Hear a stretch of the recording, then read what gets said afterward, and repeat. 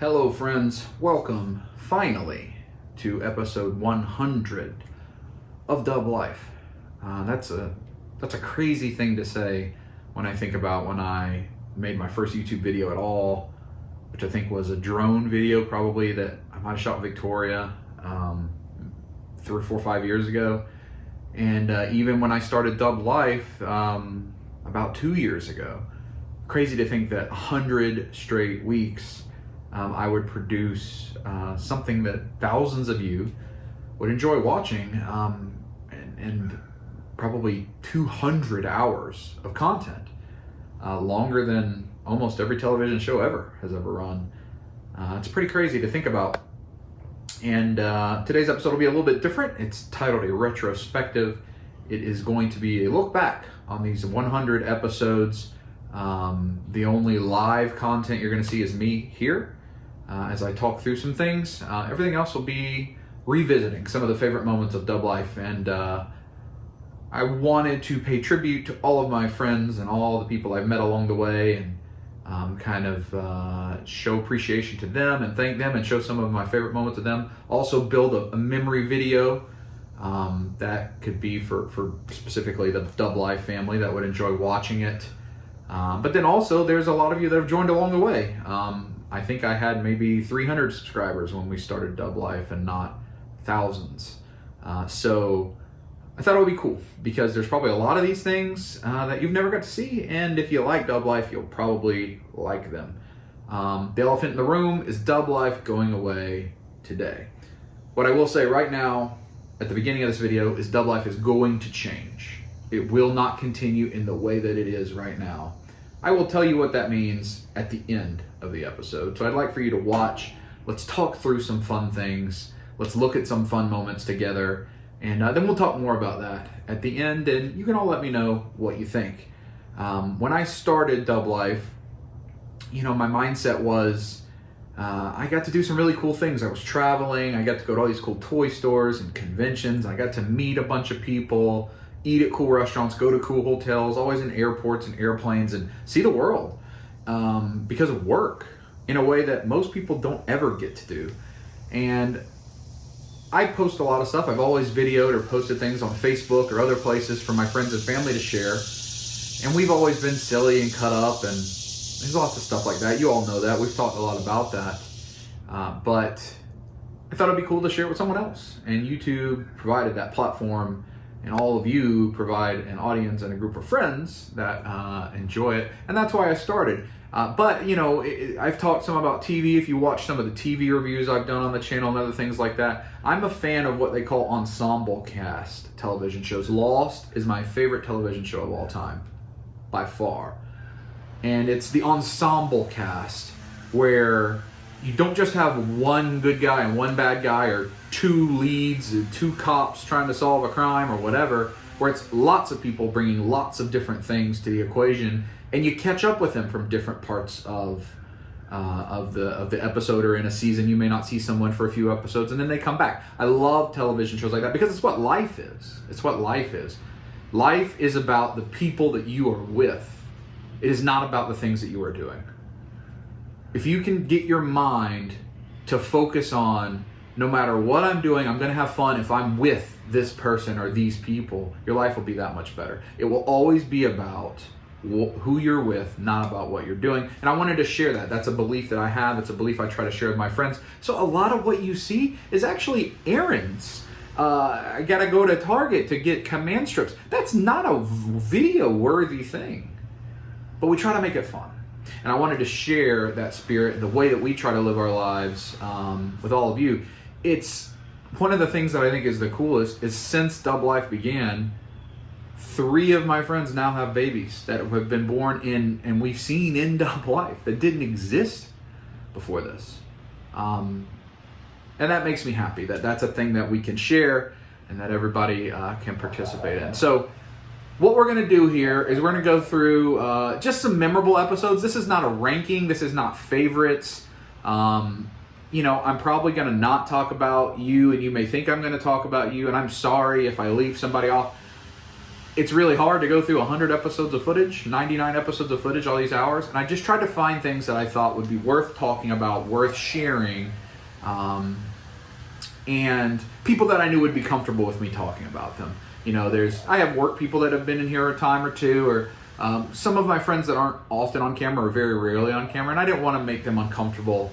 You know, and there's just a lot of people to talk about. So I'm going to try to do my best. I'm going to take you through a little journey, a retrospective of the 99 episodes preceding this of Dub Life. Talk about some of the people that have been involved and what they mean to me. And then we'll go from there at the end, and we'll catch up and see what's next. So I hope you enjoy. We're going to start with episode 1, right at the beginning. I began filming this October 21st of 2018, so just about 2 years ago as you're watching this. Published it on November 4th. I had been talking for a few weeks leading up to it that I wanted to pivot out of just doing 15 or 20 minute videos into long form, a lifestyle vlog once a week showing you everything I did in my life. That was my commitment. That's what I wanted to do. I got a lot of good feedback, so I did it. You know, I was inspired by Casey Neistat and the way his daily vlog was. The beginning of this episode, I try to do in my way 2 years ago, a kind of a Casey Neistat, you know, quick cuts showing me get ready to go to the airport type thing. It was a traditional episode for back then. I traveled to New York, I traveled to Houston, went to some stores. My energy level is low. You can tell I'm not comfortable in front of the camera quite yet, even though I've been doing YouTube for like a year already. And there's no one else in this episode but me. It is just me, very normal. I'm still playing music over the top of stores as I look at stuff because I wasn't comfortable talking yet. You know, you have to find your way in this YouTube thing. So episode 1 was fine, nothing special, but it is where we began. And you know, another thing that inspired me is Being the Elite. The Bucks, Kenny Omega, Being the Elite. I like the way they did their lifestyle vlog every week. It's another big inspiration. So check out these clips from episode 1. Figured out how to give myself headroom. Hey now, success.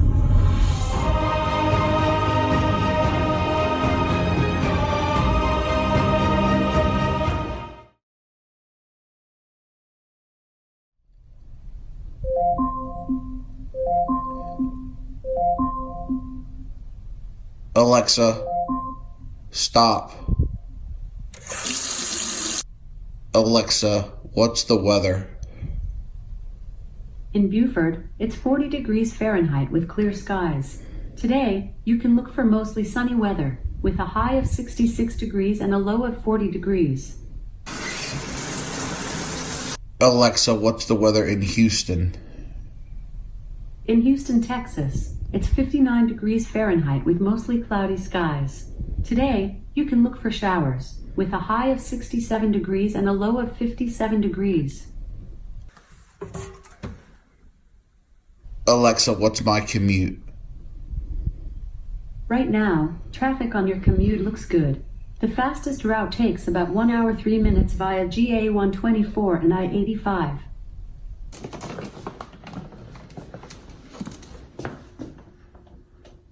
Goodbye, Hulkbuster. Now, within a couple days of editing that episode, I knew I needed to get other people involved. My whole goal was to have my family and friends involved. And so you're going to meet people for the first time in episode 2. And the first person you're going to meet is David. And David is an incredibly important person to me. He's a very close friend. I think what would surprise a lot of you is David and I had probably met, I think, 8 months before Dub Life started filming. I met David at Toylana of 2018, a few months after I met Adonis. Adonis actually introduced us. We've only known each other a couple years. We are incredibly close brothers, have talked about a lot of things, been through a lot of things. He's been a very reliable person to me. He gives me advice. He's one of the strongest adult friends I have. And I just think it's curious because I think a lot of people didn't know that. You're also going to see Adonis in this episode for the first time. Adonis and I and David, the three of us hung out quite a bit, especially back in 2018, 2019, up at the swap meet, at Toylana, at different things, playing with toys, figures, whatever. A lot of fun.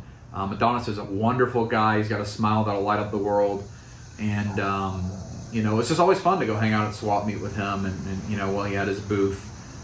You know, with COVID and everything else, you know, those days have kind of passed. Adonis, they have a new house. It's wonderful. I'm very happy for them. And we haven't got to hang out near as much. Just the nature of both of us are busy at work. David's busy at work. But we're going to fix that once this goes away. And the third person you'll meet of a regular cast member is, of course, James. James, a very important person in my life. James, I've probably known closer to 5 years, something like that. It's 2020. I probably met James in 2015 when I moved back to Atlanta from Oklahoma. And we met James when he was the manager of the GameStop in the Mall of Georgia. He was just a nice guy that helped Kim and I find pops and pre-order, and he's so good at his job. And I can remember, you know, we'd go see him, and he was nice to hang out with. But he helped my parents and my sisters get me the NES Classic for Christmas that year that you couldn't get them. And that meant so much to me that this guy that I thought, you know, was just somebody we encountered at his job, and I thought he was just doing his job, would go out of his way to help us. It's really meaningful. And James and I have spent a ton of time together. A lot of it, unfortunately, has to be at GameStop because he works so much and I work so much, but we do a lot of stuff outside of it. And especially in this coronavirus time, two people have been incredibly important to me. One is James, another Laura I'll talk about later, because they're physically near me. They both live close to me, and we're not traveling, we don't see anybody. As much as you see David and I hang out, David lives over an hour away from me. Steve lives like 2 hours away. Victoria lives 2 or 3 hours away. And you know, when the roads shut down or people aren't supposed to go in public and all this, you don't see anybody. But Laura, James, and I live in the same county generally, and are going to the same shops. We're kind of quarantined the same way, and so, you know, having somebody that you could see during all of this, especially for me, a very extroverted person that needs people, was really important. So James has been super helpful helping me get through this. We talk about work a lot. He understands my job. I understand his job. And it's just been really nice to have you know, somebody like that during all this time to kind of work through. So episode 2, you're going to see David introduced for the first time. We're going to see Adonis. We're going to go to the swap meet. You're going to see James. There's a weird thing with a wizard and a Think Geek. And it's the episode where David and I go to like 15 different GameStops that are having clearances. And it's the first time I buy all the porgs. There's a lot in episode 2 that I think you'd enjoy. Well, let's go run some errands. Oh, wait. Not yet. That is much better. That's David. I'll put his Instagram in the action now. Hey, you know, in the Johnson area. So I have a friend to join me on the quest today. We're going all over the place. We're starting at the swap meet. Swap meeting it. Rub it. Rub it. Rub it. We are at Pendergrass Flea Market. Isn't that right, Dave? I don't know what city is this? Is it actually Pendergrass, the city? It is in North Georgia, north of Atlanta, probably 40 miles. And that's where we are today. We're going to see our buddy Adonis, who owns Fresh Figures. Cars walking behind us, going to try to hit us. Hit me right in my hiney. But this is a humongous flea market. I think at one time I saw it's the largest indoor flea market in the United States. It's very big, has a lot of stuff. I've done a video here before, so you can go back and look at that, but I'll show you what we see on the way. There's a cow there that I believe David is going to get on and ride like a pony. Is that a true statement? Maybe. No. Anybody in the market for deli slicer? Hey, Adonis. What the hell? Here's a sack. I got a sack. It's a sack for you. 25% of action figures, and you get. And now I gotta go find the rest of them. Is. Poopy. What are you doing? Stop carrying things. Hey, James. Yeah. I need the Moomraw and the Vision and the Ant-Man with those. Where are they at? I'm gonna order them to your house, free shipping. Are you my friend? Of course I'm your friend. Yay! I like it when I come to your house and you have pretty stuff in your Free little cuddles from cabinets. James too. Hot nuts and grapes. I'm sorry, you haven't spent enough money with me to like do that. Thank you. I'm just kidding. Give me that, dude. No. Oh, David, we're gonna have to buy all Think Geek. I'm just trying to look at this sculpture statue thing here, and you breaking stuff. Look, there's a wizard come to check on you. Make sure you're not breaking. Look, there's a wizard. Oh, with the staff. Oh, yeah. I guess we gotta go. We can't go Dip. any further. All right, later. As we move to episode 3, you're going to see that we're going to talk about the first 4 because that's where I'm introducing everybody to the cast, to the ensemble cast, or a great deal of the cast.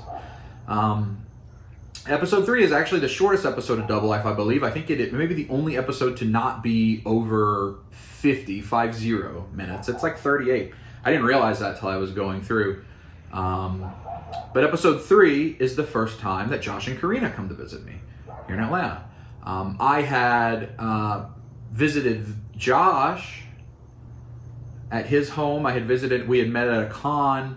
I'm honestly not sure if I had met Karina at this part. Maybe I hadn't. Karina, I'm sorry if I had.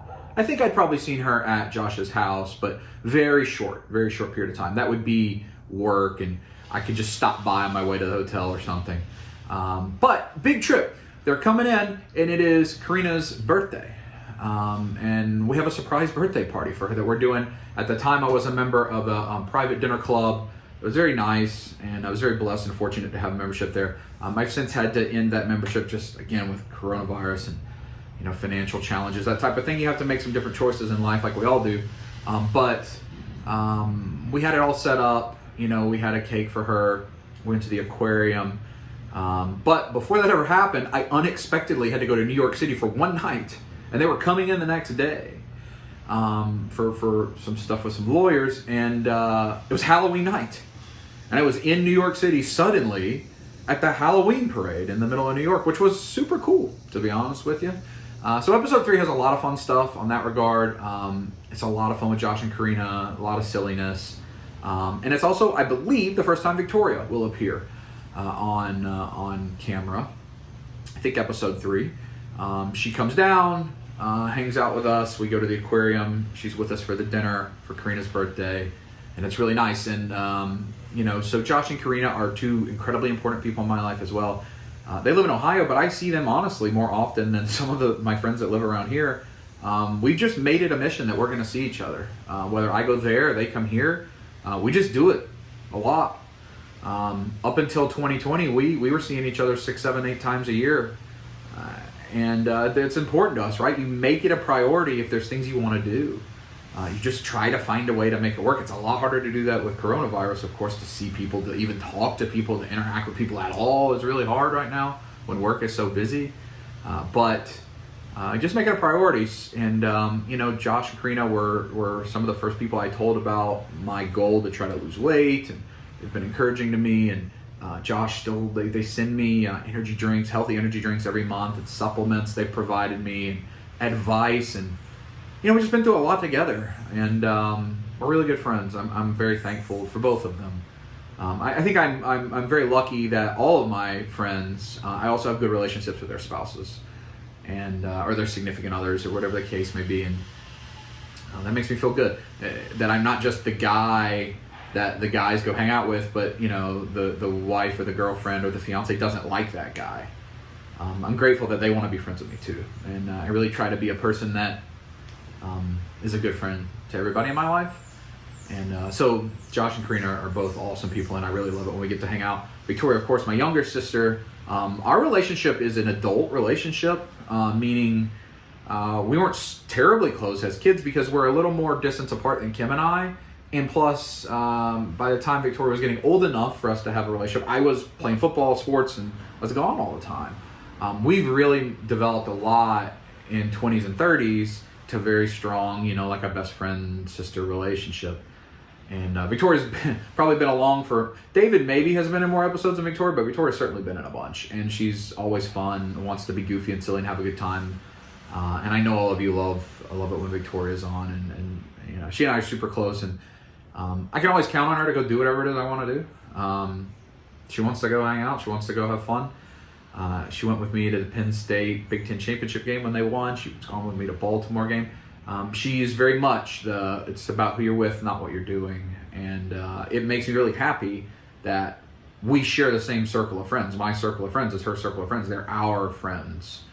That really makes me happy. So Episode 3 is fun. You're going to see the Halloween parades. First time I think maybe Papa Jack's has appeared.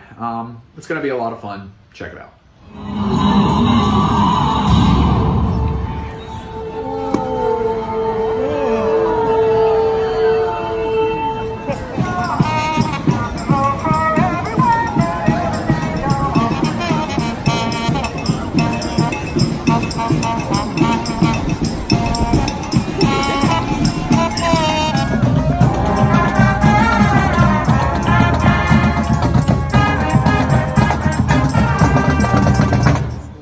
We have successfully woken up. Karina's ready to face the day. We're still kind of struggling. We're at Papa Jack's Country Kitchen. Well, she's writing the lunch menu up there. I see brisket. Ooh. Juicy fruit is gonna move you. Delicious. Guess where we're going? We've picked up a new friend. Hello. It's time for Karina's birthday dinner. Ooh. Feel it. So we are excited for our dinner reservation. Security guard's not here. Guess those flowers are for me. That's kind of him. We're at dinner. I'm being quiet. Josh is taking a photo. Karina is, I don't know what that is. Victoria is laughing at Karina. I'm not supposed to film in here, so I'm not going to do much, but I'll try to get some peeks for you. We picked up the cheese tray. What is going on? What is We picked up the pork belly and the chips and dip. Are you excited about that? I don't even know what life is right now. Ooh, that's a statement. Good. That's the birthday girl. You need to ask her. What do you think, birthday girl? Oh, I like that. So we've had a cheese tray and some pork belly. Oh, onions. Onion dip. Can't forget that. Several other items, and now we have beef. On the way, you know, steaks. Josh, how's it going so We've far? had scotch. We've had wine. We've had champagne. We've had a palate cleanser. Our birthday girl We've just... had Tinkerbell. And sweet We did a Tinkerbell. I had Tinkerbell. See here. and what else? Tinkerbell in it. Ah. You heard something else. A canoe made of country ham? Well, you know I'd eat that. So the dinner has arrived. Got a Kobe beef steak. Got a Kansas City dry edge. Got a filet. We got taters.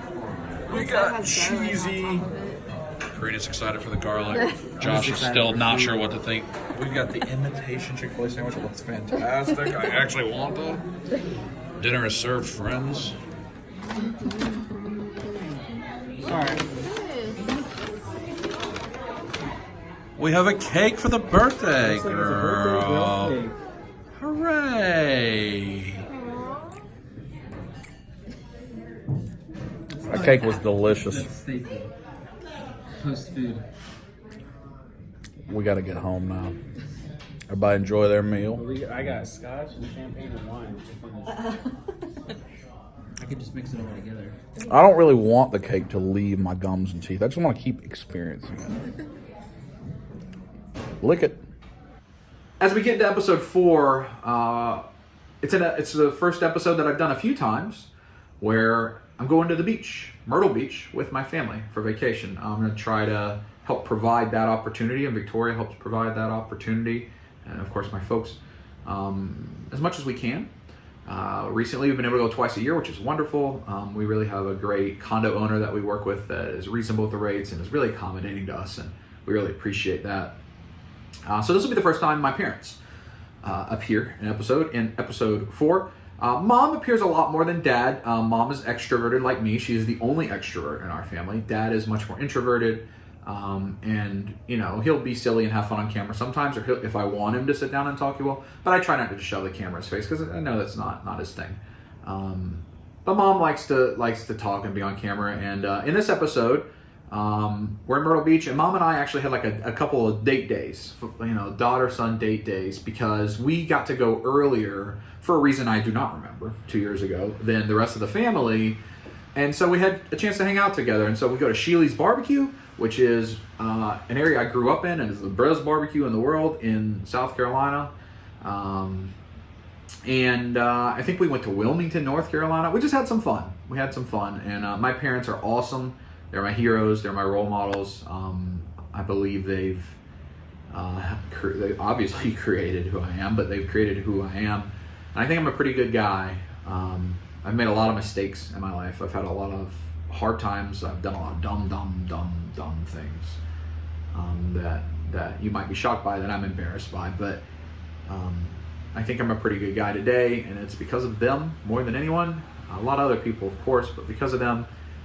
They support me, whatever that means. They enjoy this hobby with me. They celebrate it. They don't look down upon it. They support it. And I love my parents. So here's some clips from episode 4. Well, I'll tell you what, if you're ever in the general area of Columbia, South Carolina, Leesville's about 30 minutes away, Batesburg, Leesville, and you need to come to Shellys BBQ. I think every presidential candidate for like 40 years has stopped and eat here. Fantastic fried chicken, barbecue, and soul food. It's delicious, and you need it. On to the beach. Mom, you want to tell them what you think? I think that the best thing here is the gravy with bits and rice. It's the white gravy. It kind of looks like sausage gravy, but it's chicken gravy and rice, and That little fried chicken bits in it. that's straight from Mama Dub. So do they need to come here and eat at Sheila's? Yes, Yeah. it's worth it. No matter what, just make it happen.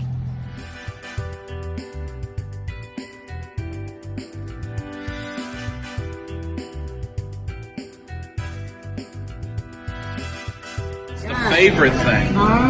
Oh, look at that. It's good. I know. I was going to say, how does everything look? But I know it's good. Fantastic. Well, Shuckin' Shack was delicious. Low Country Bowl, crab balls, key lime pie. The key lime pie just disappeared magically. We're in Wilmington, and we got to drive back now to the beach, but it was a nice little getaway here. Bonus day. What do you think, Mom? Look good, Low Country Bowl? It's good. Very good. Very fresh shrimp. We had a good time. Back to the road. 9,000 years for all those pictures to transfer to think if the swap meet thing worked. Oh, thrift store. But we picked up friends. Papa Dub and Victoria are with us. Yay. It's time for dinner. Chicken. Fried chicken. Everybody say chicken. Beaching it. Oh, beaching it. Okay, now we're going to jump forward a little bit. We'll start moving around more after those first 4 episodes. We're going to move ahead to episode 9. Episode 9. And not much to talk about here other than this is the first time that you start to see my toy room really develop. This is when David and I started working on creating the toy room. Previous to this, a lot of my collection was spread out throughout the house. Not that it's not now, because it certainly is. It's ridiculous. It's gotten out of control again, and I need to do something about that. But this is the first time where we really build the toy room that I've now become known for, that you've seen in so many different people's videos and Instagrams and whatever, that, I think I have a pretty good collection, and I'm proud of it, and I think a lot of people really enjoy it. Every time somebody comes over, they really like it. And this is the first time you see that toy room getting created. It's in episode 9. Of course, David is there helping me. David's always helping me do stuff. That's a theme of Double Life, is if I need something, probably David's going to help me if he has time. So check out episode 9. Might not find love in here, but you can sure rent it for 3 minutes. Well, Mom and Dad, if you just listen to that, just ignore that part of the clip. So I'm not going to show you everything because there'll be a full video coming, but here's our infrastructure right now. We've just put lights on these shelves. Everything else already has lights, and then we're going to, the way there's backlit up there, we're going to run backlight there. This is all going to be Mezco. This is going to be some different things that you'll see as we start to do it. You can see that's all Marvel, Star Wars over there, DC, and the miscellaneous. That's a quick check-in on what we're working on. David's up top, finicking with the backlighting, which is not being super cooperative. Anything to say, David? Touch it. Oh, there's some lighting with the touch it. Touch it on demand. So we've turned off all the DTOF lights and the middle shelf lights and the overhead.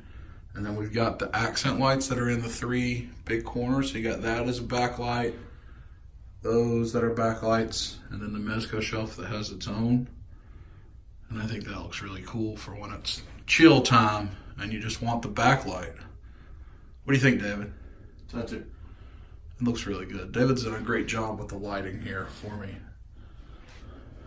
We just have to figure out if we're going to put anything behind those few shelves, but for right now, this is excellent. Now, the very next episode, episode 10, is the first one I'm going to call a classic episode of Dub Life. It's one of the episodes that a lot of people talk about, that got a lot of positive comments, that my other friends will talk about, and it's really a classic David episode. And it is the episode where I get a fork in my tire.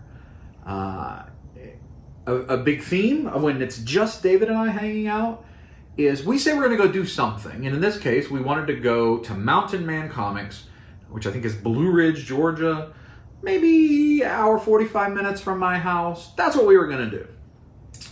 And we were going to go to Battlegrounds Comics in Chattanooga, or in Dalton, near Chattanooga. That's what we were going to do. Well, because it's David and I, we wanted to stop at 39 other places on the way, none of which was planned. And at one of them, Dr. No's Comics, I got a fork in my tire. And a flat tire, and had to get a new tire, and it was a debacle in the middle of this. But again, it is about who you're with, not what you do. We didn't let it get us down. We had fun. We documented it. We were silly about it. We continued on. We didn't get the Battlegrounds before it closed, but we got everything else done. We just never get to where we're supposed to get. And this is like right after Christmas, I think, maybe right before New Year's, because I think my parents are in it at the beginning of this episode. But it's a fun episode. If you haven't watched episode 10, I would recommend it. That's No-No's Games and Square. Don't let them touch you in the No-No Square. Don't do it. Let's go to Steel Collectibles now. And we're never going to get to Mountain Man, apparently. We heard a weird noise, so we stopped to see what...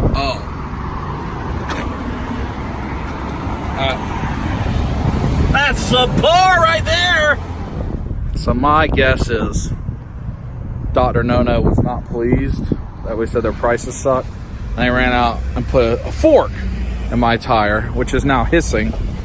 Fortunately, we were directly across the street from a Goodyear. Forking it? Look at that foolishness. Listen to it. That is no good. Now we'll just skip to episode 12 and two more first appearances, I think, with Steve and Andrew. And we're going to talk a lot about both of them. This is what I believe some people's very favorite episode of Dub Life, episode 12. It's David and Steve and I, and we go to 25 different stores in a 20-hour period. Walmart's, GameStop's, Target's, Walgreens. Looking for Marvel Legends. That's it. It is crazy. We do not sleep. We stay up all night. Which I don't think you can do anymore. No Walmart's here 24 hours. I don't think they're anywhere. Laura and I were talking about that recently. That stinks. I hope 24-hour Walmart comes back. I understand why it's not there right now, but I hope it comes back. Anyway, we went all night, all over Metro Atlanta, looking for Marvel Legends. For Steve, the Kingpin wave, the Captain Marvel wave, and I don't remember what the other wave was, but there was a third wave, I believe. I think that's what it was, at least. It is the episode where Seductive Steve gets his nickname, Seductive Steve. It is the first time Drew sees the new toy room. You can see the new toy room. There's a funny moment in there with my buddy Andrew. So episode 12 is one that I would highly recommend you watching if you've never watched it. David is in it along with us. It's great. But let me talk about Andrew and Steve. These are my two oldest friends. Steve and I actually played football together in high school. We went to school together. Drew and I met probably either late in high school or very early in college. We did not go to the same school. And they're just two incredibly important guys to me. They have seen the most of me. They have been with me through the most things in my life. Both of them have seen me in very hard times, very dark times where I've, really struggled mentally, financially, personally, and have helped me overcome it. They've known each other that length of time too. There are so many memories we have together of doing dumb things long before YouTube, before there was even a phone camera, anything. Of just hanging out and being silly.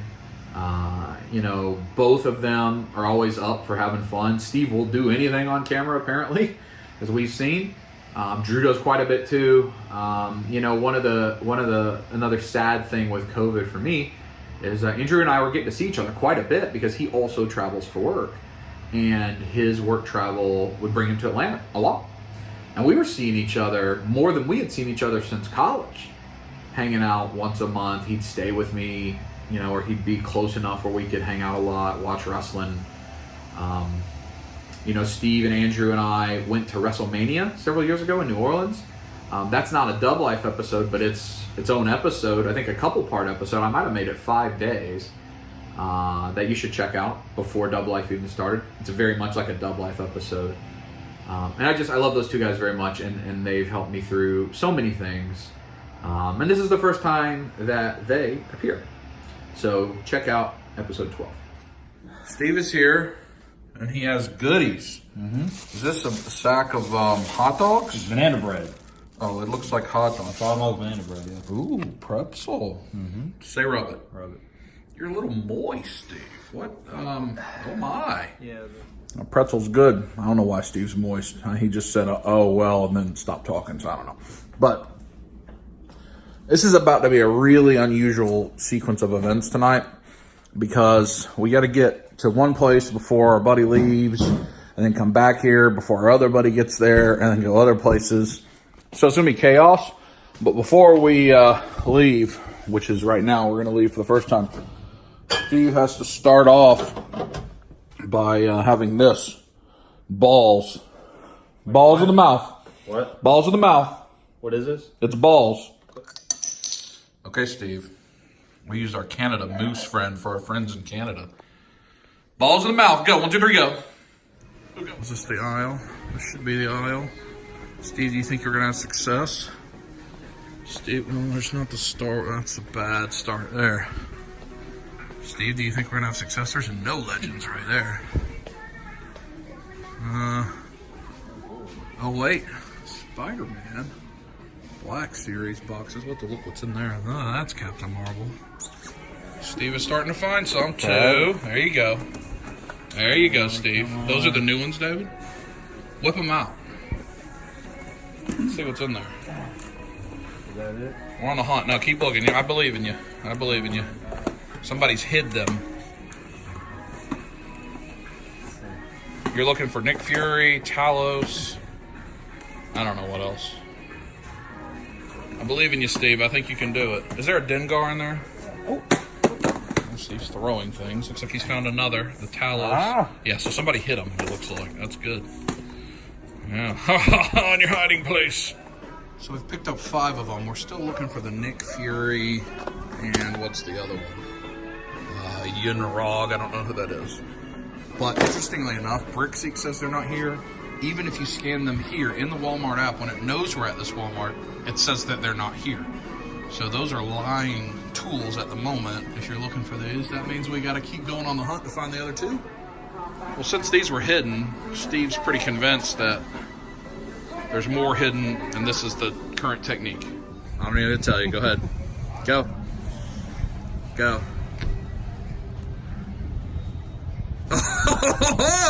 Adonis, my buddy Adonis, who is the proprietor here. Would you like to tell the fine folks anything about your store, or say rub it, or any of that? No, just that you can't have my space walls now that... Oh, I want those space walls. I can't stack these up. It's just not possible. So you want to just give up the Kingpin wave? No, there's another offer. What if I lay seductively on the couch and you just stack the Marvel Legends on me so I can bust out that way? Seductively, that's a deal. Well, folks, here's Steve's haul. As long as he successfully busts out of this in a moment like the Kool-Aid Man. There's the Kingpin wave. There's the loose Scarlet Witch. M'Baku wave, the 2-pack. Captain Marvel. That's quite a thing. That is kind of seductive. It's sexual, baby. Oh yeah! Oh yeah! Oh yeah!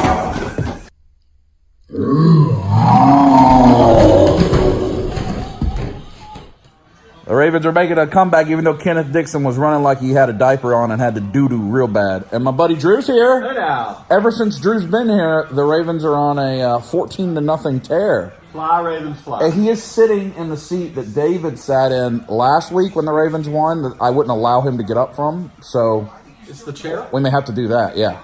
The chair? Yeah. Rub it. Yep. Put in the mouth. Drew is checking out the toy room for the first time. Yes, the video does not do it justice. Yeah, you like it? I do. It's very nice.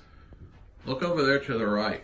You like the Hogan and Mike Tyson display? I'm jealous of the Hulkster here. You like that Hogan? I do. Well, what if I told you that I had one in my pants for you?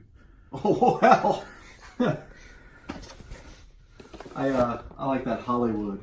Oh, no! Hogan in the pants! Oh, my! It's Hulkamania, it's not Hollywood, but it's That's Hogan in the okay. pants! That's all right. In the flesh, baby. Ooh. Before we continue, there is a caveat here. I know I mentioned the WrestleMania series before Dub Life started. There is one specific episode that was aired before Dub Life started that is like a mini Dub Life, and it was where I kind of thought maybe I wanted to take the channel. It's with Steve, and it is 4th of July of 2018, so 3 months before Dub Life starts, 4 months. And I lose my drone in a tree. And Steve and I have to try to retrieve it. And I think it's one of the funniest videos on the entire channel. I think it's just called I Lost My Drone. I think that's what it's called. Here are some clips from it. I think this is something, an old episode from my channel that you should check out. Over here, you can see some sticks. I don't think that's our trash. You see a little pink spot that I marked with tape on the curb. And then there's our apparatus that we tried to use last night. And up here, where's it at, Steve? Oh yeah, there in that branch is our drone. All right, Steve is that's the branch we need, the one sticking out. I think we might be able to get it just with that. You might be able to hook it. What do you think? Oh. No, it's the one above that. Even though that's shaking it, it's moving. Yeah, it's moving. Be careful. Yep. You can hook that thing. Actually, we'll see if we get the foundation up. We're getting this thing down. We're getting it down, Steve says. Getting this down. The problem is that branch you're touching is the one below it. Now it hits it though. Oh, it's not. It's almost there. It's only hanging on by a thread. All right, it's moved to the next one. It's on the. All right. Be careful. It's about to come. It's coming. It's coming. It's coming. Oh, Barry. Barry. Oh, my friend. Oh. Steve, we're in the no trespassing area. Let's just hurry up and get out of there. Here, hold it up for me.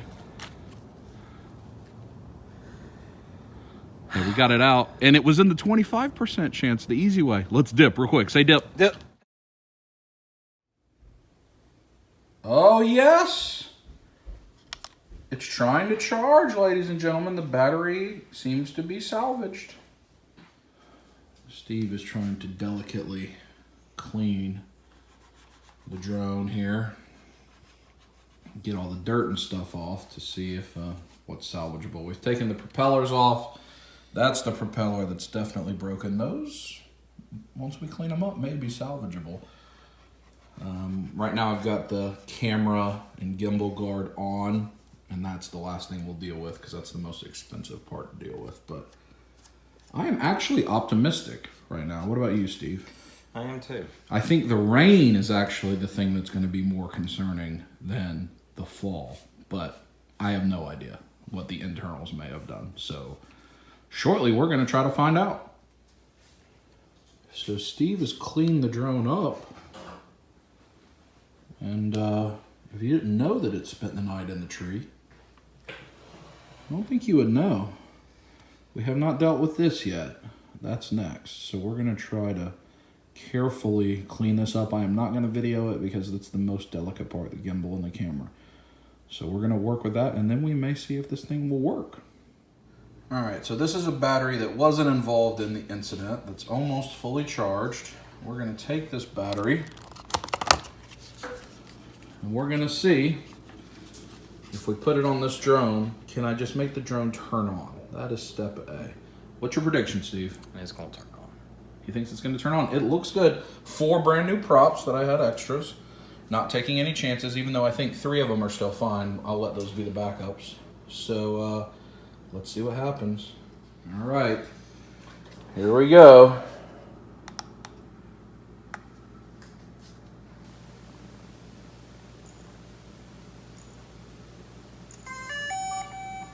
Seems to be trying.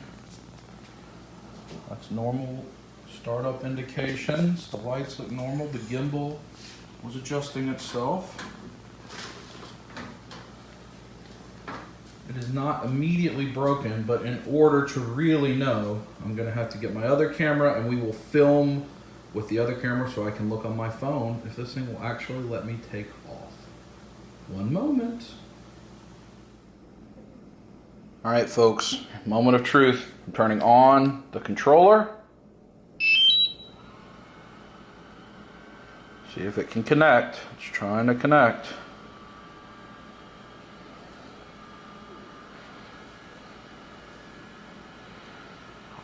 All right, the controller seems to have connected. Let's turn on the app. Come on, baby, kick those daisies. All looks normal. It wants a firmware update. That's okay. All right, folks, I'm pulling the controller back. Seems to be working. I'm going to see if I can take this thing off. So let's just see.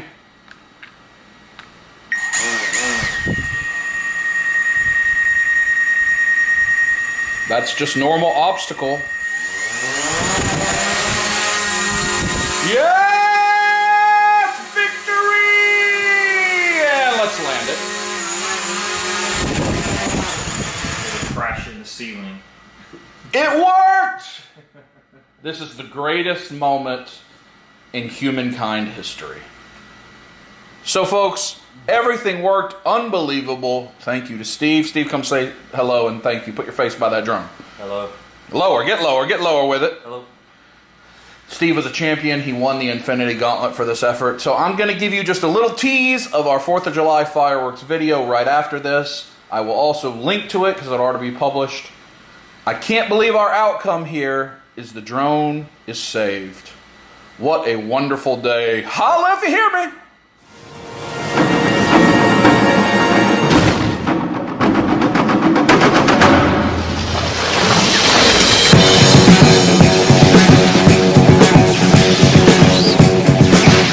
Did you like that? I would encourage you to watch the WrestleMania episodes if you like that too. And there's some other kind of vlog style here and there. Toylana video I think I did, and that would be 2018 Toylana. When I met Josh and Cody at whatever the name of that Fanboy in Tennessee. That's probably similar to that. Those are older, before Dub Life. You might enjoy them. Now we're going to move to episode 16. Before we start about that, this is the first time I think that my older sister Kimberly and her husband Mike will appear. And I don't know, I think it was just, we're just hanging out because this would be January or maybe February. And maybe it was for Mike's birthday. I don't know. But I think this is the first time they appear. They actually also live generally near me. You know, they live about 30 minutes away.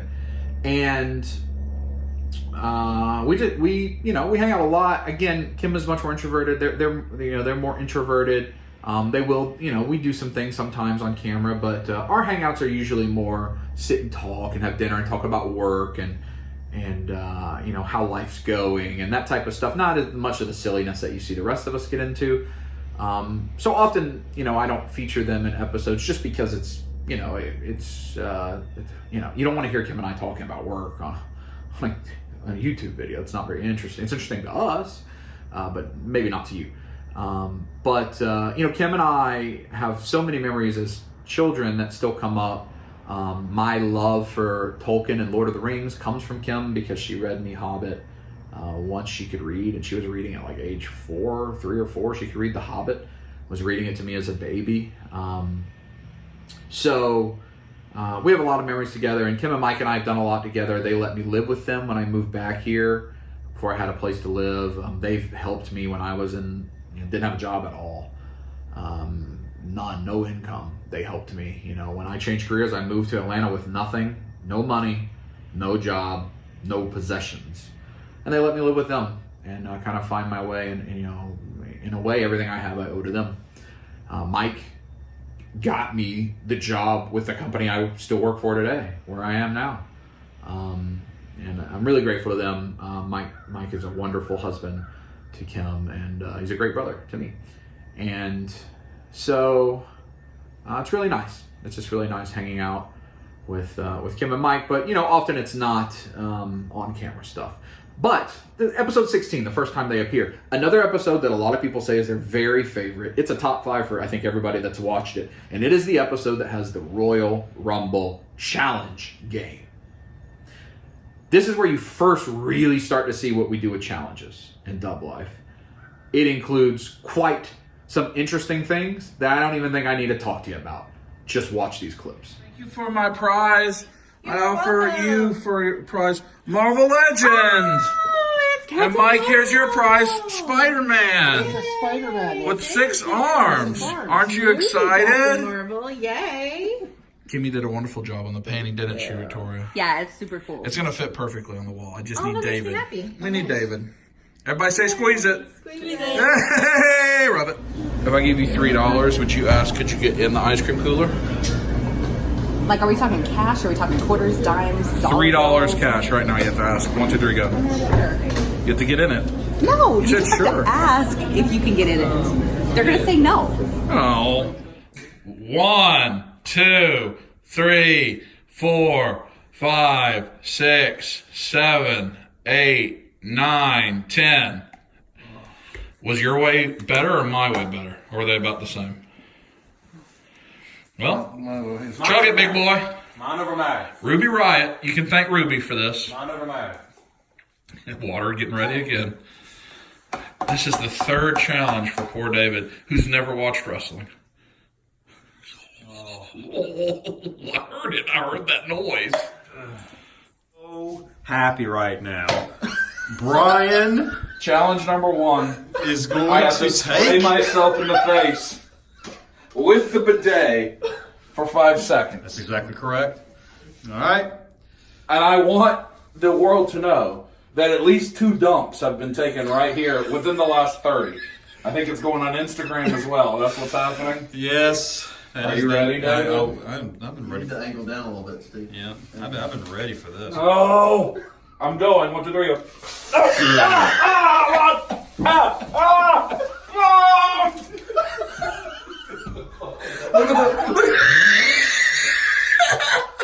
All right, you could use your imagination here. What does that look like? Stupid Jeff Jarrett. Jeff Jarrett is the idiot. No, I'm not sure that you were aware of exactly what you chose. Oh my! You gotta swallow in 60 or you have to take another challenge. He's pacing. How much time's left, Drew? 30 seconds. Choke him down, kid. Swallow. Yeah, show us the empty mouth. Show us the empty mouth. Come on, Steve. We believe in you. 20 seconds, Steve. Well done. Get Bill.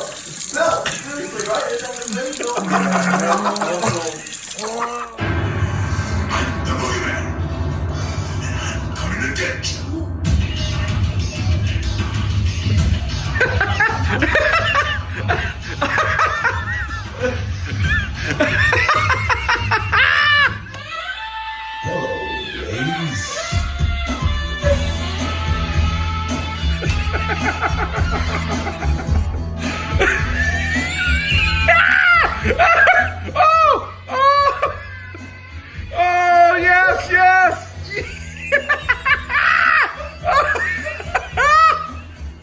Oh my goodness! Oh!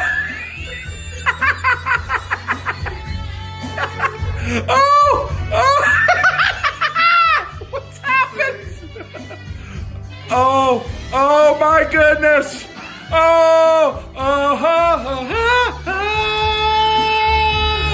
We're gonna skip forward a little bit into what starts to become a theme in Dub Life, and that is in episode 22, which is Toylana. And what I mean by a theme is conventions that I would go to that a lot of other friends would go to, and I try to include all of them in the episode. Folks coming from out of town, or whether I'm going out of town, and this started to happen quite a bit between Toylanas and Atlanta Comic Cons and whatever else, Dragon Con, whatever else may be going on. And so we have a lot of several videos like this, which is really fun. And this is the first Toylana video, I think, of Dub Life formally. And so you see Damien. I don't know that this is Damien's first appearance. He may have already been on an episode, but this is, you know, we spent a lot of time with Damien. Damien is a great friend, local in Atlanta, but lives, you know, across town, a good drive away from me. If you've been watching Dub Life recently, you saw he just catered my birthday party with an incredible spread. Damien has one of the biggest hearts. He's such a gentle, generally happy all the time person that can light up a room. Great big smile. He's just such an awesome dude. And he's been friends with us for a long time. Man, 10 or 15 years I've probably known Damien now. I don't know. And his wife Nicole is very sweet and always so kind to me, and we have a lot in common, especially at work. And you know, when we're at little parties, we'll always find ourselves a corner and kind of just sit and talk. And so Damien's always fun to have on a video because he'll do whatever. He's quite silly. You see Damien do a lot of fun stuff throughout Dub Life. But then we also get a lot of other people like Cody and Brooklyn, who I've also become very good friends with, and they've come to several things, and we've went to visit them, and then we've met at other places and done all these things. And of course, they just had their beautiful baby girl, and it's just nice to just have friends all over the place with all different backgrounds. You know, Cody and Brooklyn are a lot younger than me, but age is just a number. You know, it doesn't matter in relationships, in any relationships, it doesn't matter. What matters is who you're with, and if you like being with them, and if they matter to you, and if they make you feel good. And I try to make my friends feel good and feel important and valuable and worthwhile, and that they have meaning in my life and place in my life, and it's unique. And I know they make me feel the same way. And that's why I have a lot of close friends. And then also, you know, like Andrew Gerhardt, who's come to so many of these things, and Chris and BJ that will come to things, you know, friends that are almost entirely just from the Dub Life family coming in and coming to things. And, you know, I think I've probably seen Andrew at 5, 6, 7 different shows. He's stayed at my house. He's come to events. Just really cool how this works. Robert is in this, I think. Dog is in this. Greg Cook, Jetta Patrol. Kent Poole might be in it. You know, a lot of different people. Toy Bills, Cincy, just all the people that we would encounter. The Essos Hunters, all kind of people. Talker Art. We'll talk about Talker Art later when I visit his home, see his collection. This journey of Dub Life has just provided me the opportunity to meet so many awesome people, and have fun with them. And you know, a lot of toys and a lot of not toys, a lot of real life. And some of those folks have become really close friends, and some are, you know, hobby friends, you know, whatever you call it. I'm just really grateful for all of that. So episode 22, Toylana. It has David, Josh, Damien, Adonis, Cody, Brooklyn, BJ, Steve, Victoria. It is crazy. Andrew's in it. It's crazy how many people are in this. We have the Pins Pack live stream. This is right after Josh started the Pins Pack Facebook group, I think. We do a live stream train going through Toylana, and has a very funny challenge where Steve wins a challenge that is unbelievable that he wins. So episode 22 Toylana, check out some clips. How's that feel? I got a double order biscuit and gravy with sausages. Josh has one of the most impressive breakfast displays of all time. Hash brown sausages, double biscuits. David got what you got, sausage egg biscuit? Are you excited?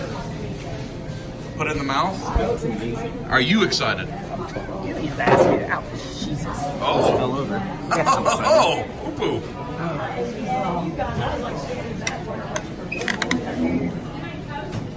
Oh my god, it's so good. Approve? Oh, love some Papa Jack's biscuits. I have a challenge for you. I want you to ask this booth right here, CWC Wood Designs, if they will custom make you a case for your phone. If you have success, I'll buy you anything you want at ThinkGeek. But you have to successfully get them to custom make you a phone case. Do they do it here? I don't know.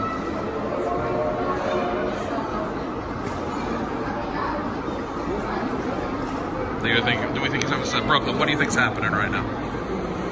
Not sure. Oh, he might really make custom. We may have success here. Oh, and we've got Choo Choo Train coming through. Choo Choo! Yeah! Oh, hey! Choo Choo!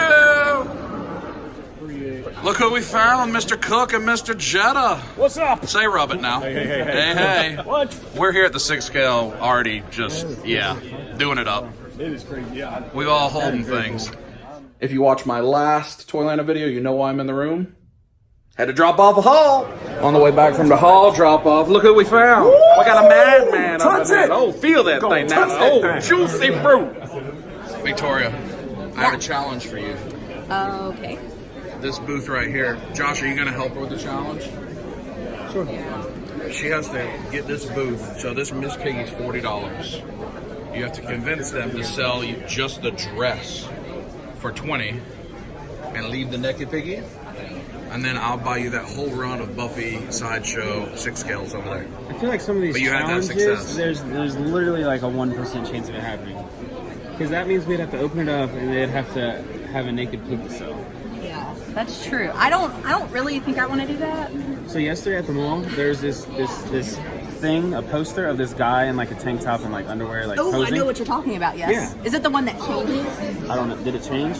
No, it's like a Tommy John display. Oh, okay. Okay, we were next to the carousel thing. Yes. So there's children there, and he wanted me to get down to my underwear and take off my shirt and pose there for 30 seconds. I'm like, that's I offered a Hulk Buster. It's catching The a case. second you start taking off your shirt, it's immediate doom already. Yeah, see, people don't understand. You're not even getting to the underwear. No. It's like, oh no, the cops And are already plus, on I told him, I said, I'm not even going to take my kid to daycare because I'm going to have, I can't Yeah, go within that's true. 100 You're not yards gonna of a be, school.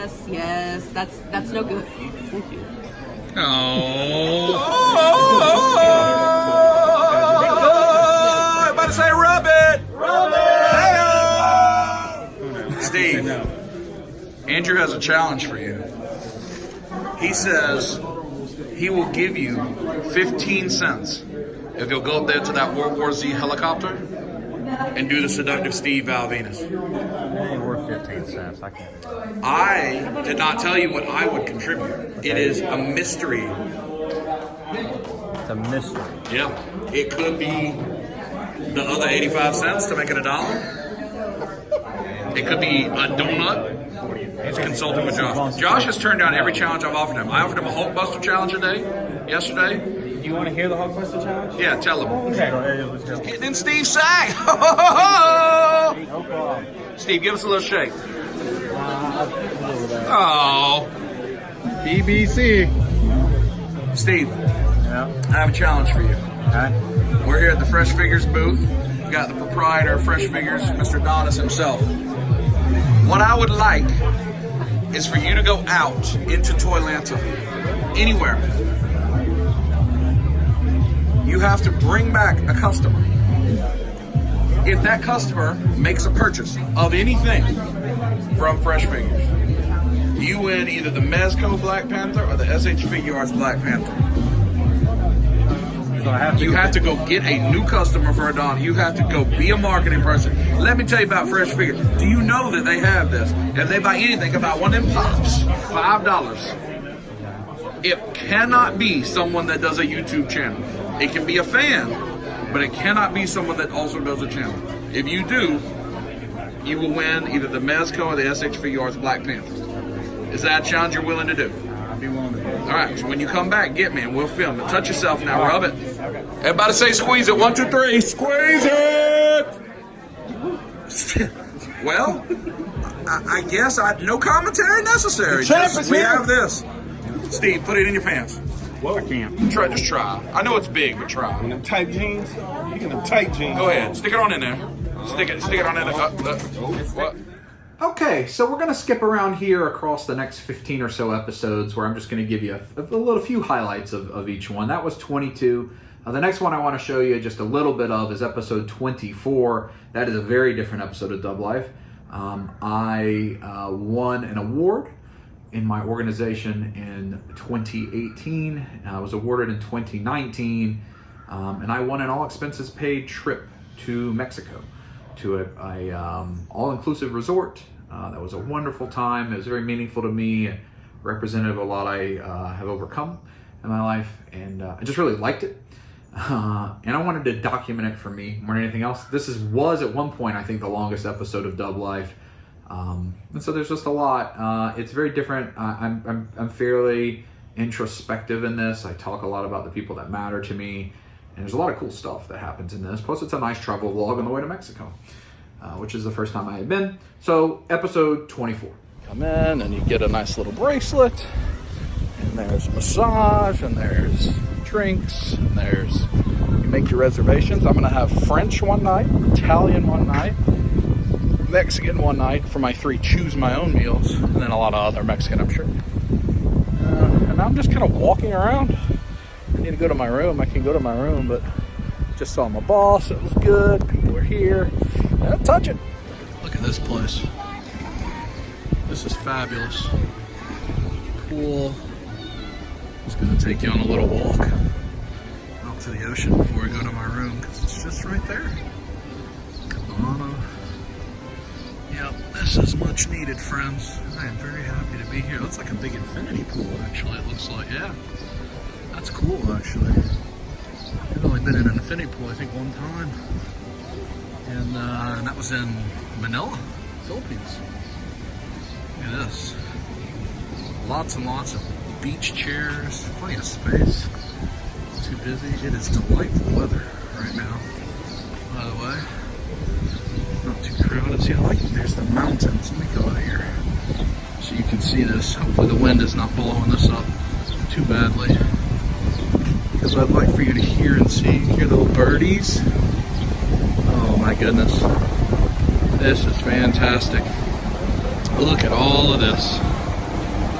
This is glorious here. That is just wonderful. That's nice. This'll work. I'm up here looking for my room, and I just walk out the elevator to just that magnificent view. Magnificent. My room is 839. Look at this. Look at this, folks. This is glorious. Glorious. Let's see. 839. That's what I'm looking for.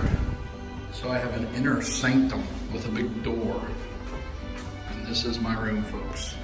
I mean, just forget about it. So, humongous bathroom with the look through, big tub, toilet, shower. Look how wonderful that is. Closets. All of this is included. All of this included. Everything's included.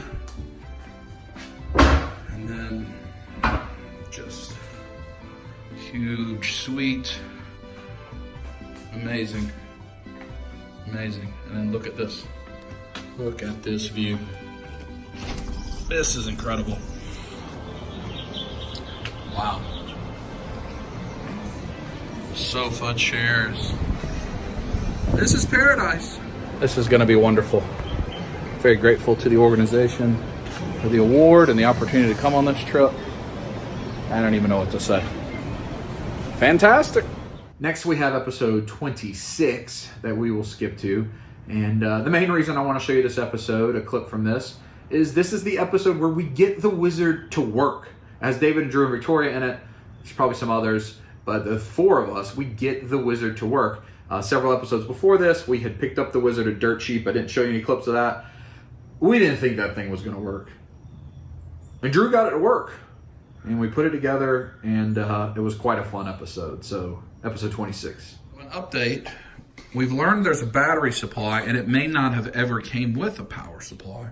We're missing instructions. We think we're missing clothes for it, but we're going to use different clothes anyway. But it may not ever came with clothes either. Maybe it was bring your own clothes. David's working on the tent. We're about to have a moment of truth with batteries, I hope. Something needs to turn on. Oh, I don't like that. Oh. But it's possible maybe it all has to be plugged in too. I could have a consecutive power strip. Plug that thing in the head and hold the head in your hand. See what happens. What do we think, Victoria? Is it going to work? No! Oh, hot pants! All right, enough goofing around. Because it could be one of those things where if it's interrupted, Yeah, maybe. it's not good. Come on, wizard! Come on, wizard!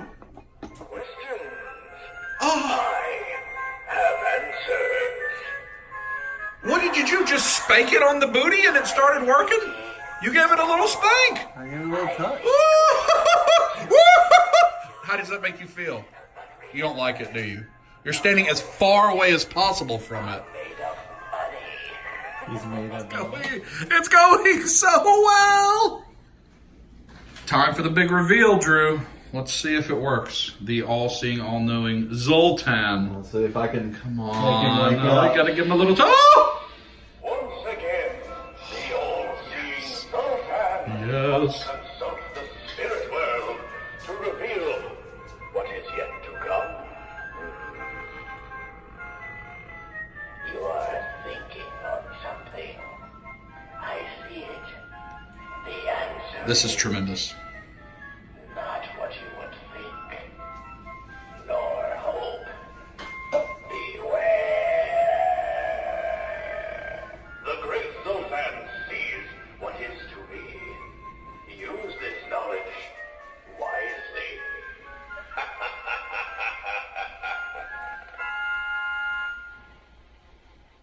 Well, this is one of the greatest days of all times. It's a day of Yes. days. David is scared of the wizard and he hides. Look, he put a cover on.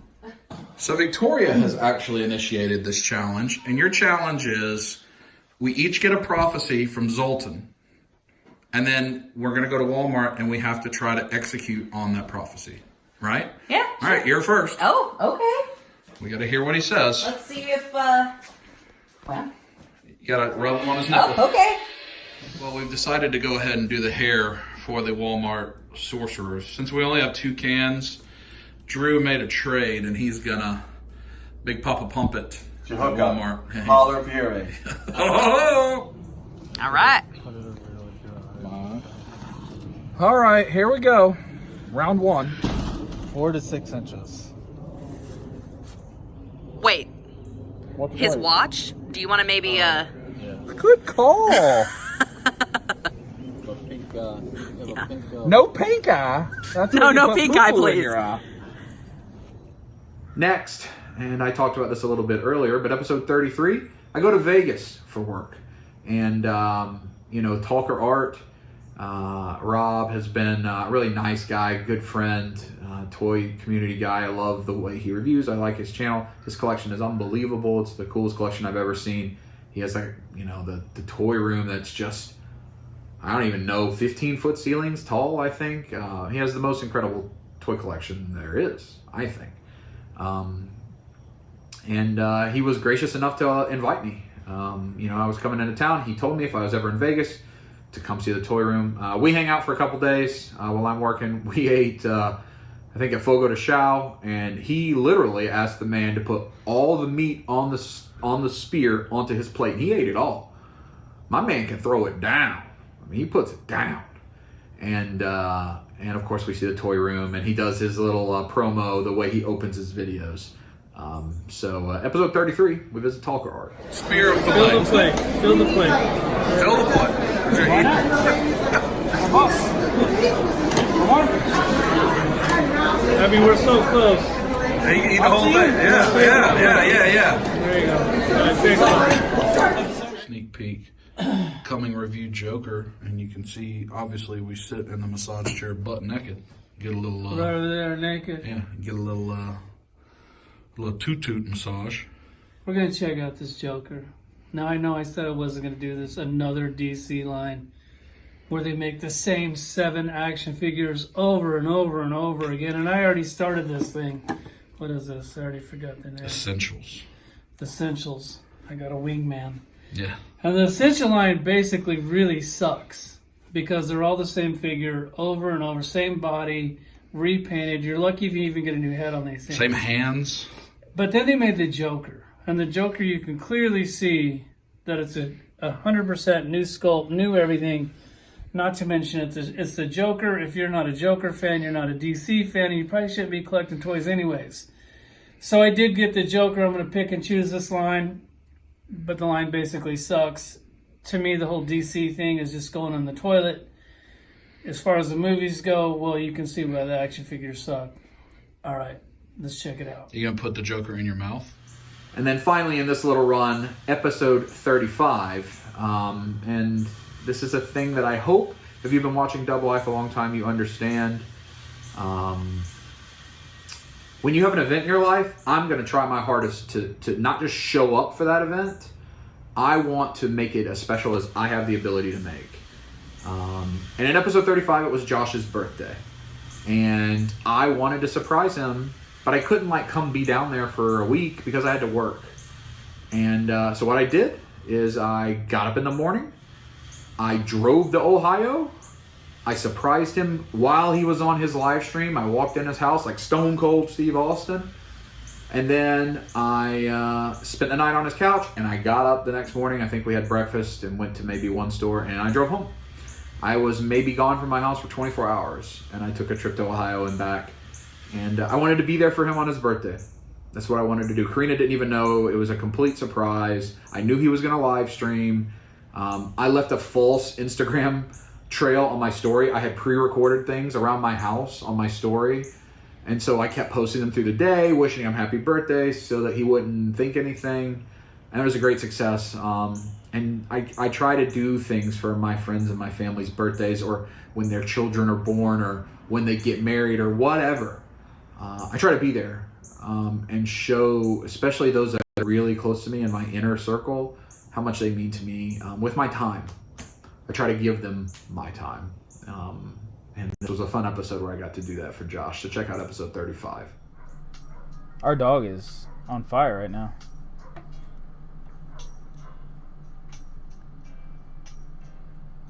I swear I just heard someone knock at our door. I think.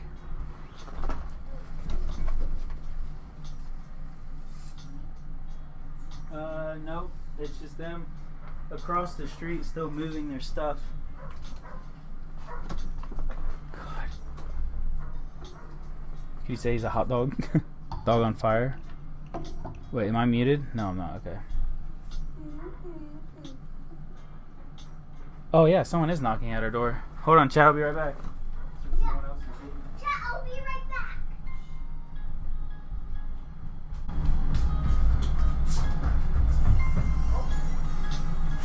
Oh my god, I had no idea. I swear to God, I had no idea. What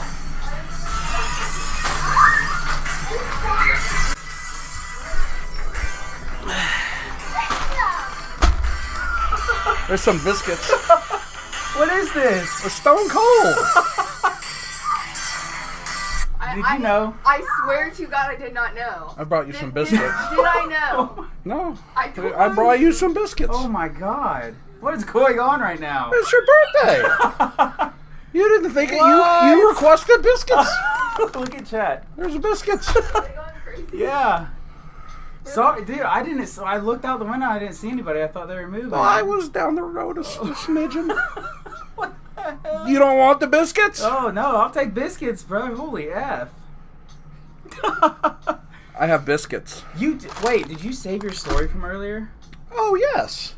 What was it? Now it makes sense. He said something about you wished me happy birthday, but it was from his toy room. Look who I found. He doesn't want these biscuits. Can you believe it? You've seen all the trouble we've gone through today. Yeah, apparently now, yeah. T and the B. Let me put my car not just in the middle of the road. I'll be right back. Okay, let's skip forward a little bit into another a favorite Double Life episode, I think, but also one like I was talking about before. This is episode 39 with Atlanta Comic-Con. And this is the first time that Mike, the OG Mike Geek, but Mike, my friend Mike, appears. And he's been on a couple episodes, and I hope a lot more things we can do together in the future. We had a lot of plans to do more stuff this year, but, you know, just like every other plan with coronavirus, it kind of went away. Mike lives in South Florida. And he had come up for Atlanta Comic-Con, and he just kind of hooked up with the Double Life crew, and it was great. We had a lot of fun. He and I stood in line to get autographs from Ryan Hurst, who he got a Sons of Anarchy pop autographed. I got a Walking Dead comic autograph. And we just were silly. He and Steve hung out quite a bit. I think Steve was teaching Mike how to be a little more seductive in the videos. That was a lot of fun. But also, episode 39 it has a lot of other people in it, like we talked about before. I think BJ was there, Andrew's there, Chris is there, lots of people episode. Damien's there, David. You know, this is where David and I start the journey of getting a lot of Turtles autographs that we're going to continue for several episodes. But the big thing in this is it's got the very delirious, weird opening, like 200 Walking Dead blind bag comics, Channing Virgin sketch in the Marriott Marquis Fabulous Hotel with all of us. Really weird. So check out episode 39. Well, look who we have got here, the OG Geek. What's up, everyone? Are you here to buy nude action figures? No, me either. I'm out on that. What are you looking for? Just having a good time? Yeah, having a good time, meeting good people, and some Mezcals. There's there's a booth that has like the last 12 Mezcal releases at retail price. Oh yeah? Want to holler at them? Yeah, that's what's up. Check out OG Geek. Thank you. Is it just OG Geek, right? OG Geek, that's it. OG double OG. That's in the inside. Check him out. We're going to be with him for a while, hanging out. Touch it now. Give us a squeeze it. No, squeeze it? Squeeze it, sorry. Yeah. Greg Cook in the house, and he gave him a little goose. I did. Yeah, hey. Little goosey for my buddy. I felt someone like push my book back. I'm like, damn, I'm in the way that much. Greg, you know what the people want? They want to squeeze it from Greg. Oh, squeeze it? Yeah, give him a squeeze it. Guys, whoa, not on this. Oh, hey, yes, that's preferred. You can do me. Squeeze it! Woo! Kent, what are we getting over here? You getting that Majin Vegeta? All the boxes. Buy everything. Plastic Empire. Yeah, they got good stuff. Jenny, you getting that Lulong? I had one. And waiting line to get Kevin Conroy to sign that. I'm getting the little We got crisscross applesauce going on here on the floor. And of course, because there's a figure purchase with David, we've already got it open. We're posing it. Look at that package. The crotch is out. Yeah, crotch out. Yeah. Chest up, crotch out. We have all the friends. Well, not all the friends. PJ had to leave. OG Geek had to leave. IP has diarrhea. All of the 167s possible. No, there's more. No, put it in the bum. Now, just a little bit after that, and this was the season of cons. This is in 2019. This is summer 2019. David, Steve, and I decided we're going to take a road trip, and we're going to drive to Lansing, Michigan for Get Geeked Expo, episode 41 and 42. I thought it would be one episode, and I had 5 hours of content, so we had to separate it. And we were going to get more Turtles autographs. This time it was the movie Turtles. We met the cartoon Turtles at Atlanta Comic-Con. It is an awesome trip. It's where I'm trying not to do as many challenges, and I'm calling them Steve's Scenarios. And I had them all planned out with all these stops. I planned that whole trip. Everywhere we're going to stop, we go to a whole bunch of stores. We visit Josh and Karina along the way and on the way back. We go to Toy Department. We do a lot of stuff. It's really fun. 2 episodes. And the Geek Expo was great. We probably would have went back this year. It was surprisingly really good to be a small show in Michigan. But, you know, like everything else. And so this episode's fun. It's got the Steve Scenarios, which I think you will enjoy, where Steve is eating or doing various things. In one case, it was for $1. Literally $1. So 41 and 42, some clips, Geek Expo. Now, it can be in the mouth and you can swallow after the time elapses, just like at the hot dog hunch. Okay. It just has to have gotten in the mouth. You cannot have a reversal of fortune. Of course not. 2 minutes. Are you happy or sad that it's not the breakfast burrito? I'm happy it's not that, because that's kind of gross. But, and remember, you are trading. Do you still have your dollar? I still have my dollar. Is it still in your panties? It's right. You are trading your dollar for the next most valuable item in the stack. All right.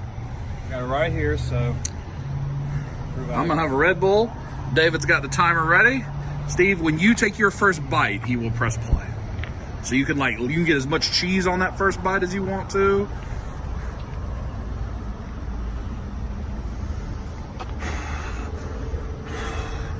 Do it. Oh, there it is. Meanwhile, I'm having a delightful Red Bull. Ooh, that first bite. Oh. No, he may have a reversal. Well, you're doing pretty good for 10 seconds in. 140. I remind everyone that Steve won $1. Don't even think about it. Just swallow. In the previous scenario. Oh, see. Is it delicious? No. No. 130. Uh-oh, Steve, 130. I believe in you, Steve. Was that one the good one? It took you 30 seconds to eat that. Yeah, you're on pace then. That means you can just tongue up the cheese at the end. Oh! Ooh, look at that face. 115. Steve he is a stallion. He is the eating stallion, ladies and gentlemen. Come over here and witness him putting all of the tornadoes with cheese dip 105 in his person. 1 minute. There it is. That's one bite. He's putting it all in.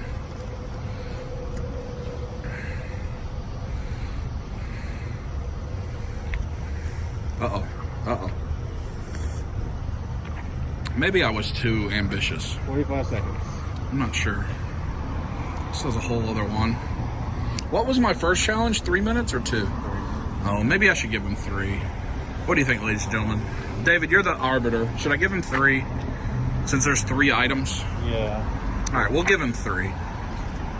We did just immediately eat dinner like 10 minutes ago. Yeah. Oh, he's in it. He's in it. Don't let anyone say I'm not a fair judge. Ooh. Yeah. Are you feeling it? Oh, I was going to say.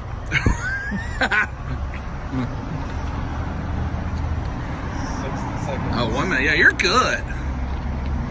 He said, there's too much cheese. Will we have a reversal here, ladies and gentlemen? What do you think? 50 minutes. Yeah. You get a napkin, man? I gave him napkins. Yeah, I was kind. Squirt it on in there. Just let's go in. Yeah, do it. 35 seconds. It's like Pooh Bear eating. It's yellow. It's gold. Eat it. 25 seconds. Oh my. Oh, you can do it. You can do it. Show us the open mouth and the open container. 15 seconds. Ooh. Maybe I should sing. Complete. Oh yeah, go on. Yes. 8 seconds to spare. 8 seconds to spare. Oh no! David, sir, we have to dole out Steve's reward. Will you hold this for us? All right, you have $1. What is the rules of the prize box? It's the next highest. The next highest value item. All right. 20. 20, 20. Oh, you might be a luck, Steve. 20s. 20, 20, 20, 20. All right, there's a 10. Stay at 10, please. Well, 5. Oh my God. Ones. I mean, that's it. 5. Ones. Oh, what's this? Be our guest, enjoy a free Chick-fil-A biscuit. That's worth like $1.99.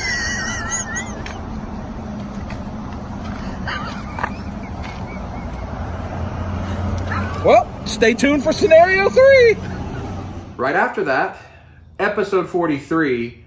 And what I want to talk about here is where you see David and I start the arcade. Another room in my house that I'm kind of known for, famous for. You've seen on a lot of channels. Arcade 1UP themselves has posted it on their Instagram and Twitter and such.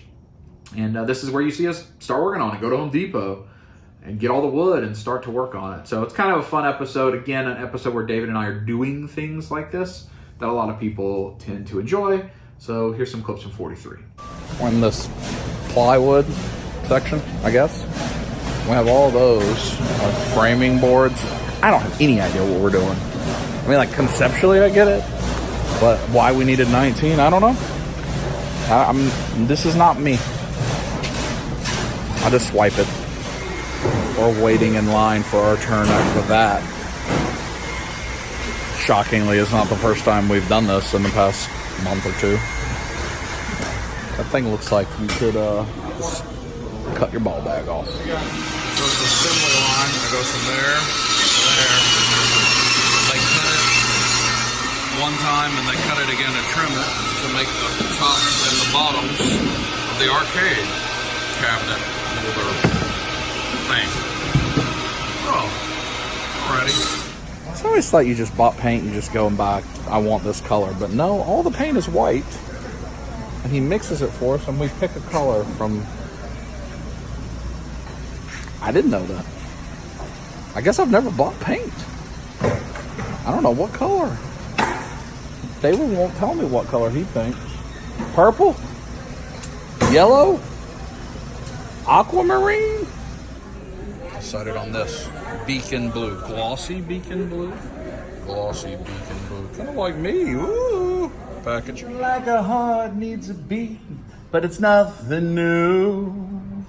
Sand and shells, I loved you with the fire red. Now it's turning blue, and you use the nail gun.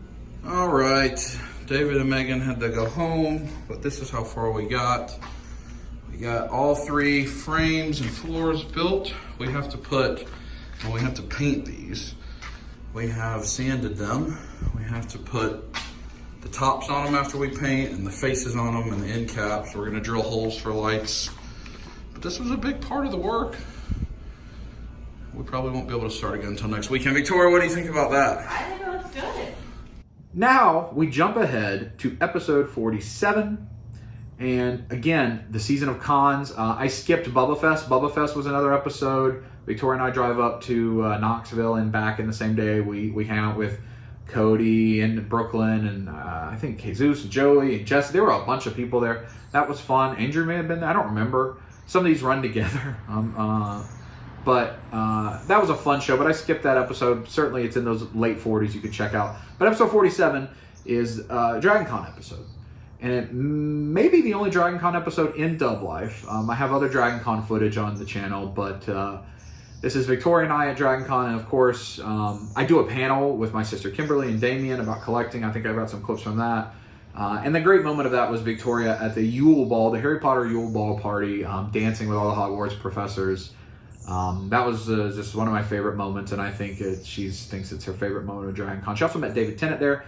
We met AJ Michalka, who is gorgeous and smelled delicious, like vanilla, cinnamon, I don't know, whatever lotion or something she was wearing was like straight up dessert. I don't know. But we had a lot of fun. We met some cool people. We did a lot of stuff with our friends at Dragon Con. Dragon Con, unfortunately, we had to miss this year. I did have a panel I did with Susan that I hope you've all checked out. I posted that from my Facebook page. I'm not allowed to make it public on my YouTube channel quite yet, but I have it ready to make public. And so it'll go live in October once kind of a month is beyond Dragon Con, and I can make that content available for you to watch if you didn't get a chance to watch it. I mean, Susan and I had a great conversation, and she's somebody we've got really close to, and you know, during coronavirus time and playing Animal Crossing, all these things, and we had a really good discussion. I think you'll enjoy it. So Dragon Con, unfortunately, we missed it, but you can catch it here, episode 47. Funko is, a lot of people have said they're the next generation Beanie Babies, right? But I think they've already persevered longer. Mm-hmm. Kim and I started collecting Pops, it has to be 5 years ago. I'm not sure when the first Pop came out. Yeah. But they... It was quite some time. I believe that the Funko IP lawyers, the people that are signing up their licenses, have to be some of the best at that in the world, because they have everything. Yep. They have a license for everything. The old ball 2019, are you excited? I mean, I just saw Professor McGonagall do a myth, so yes. What about this guy that's wearing post-its and underpants as a costume? You like it? Hey!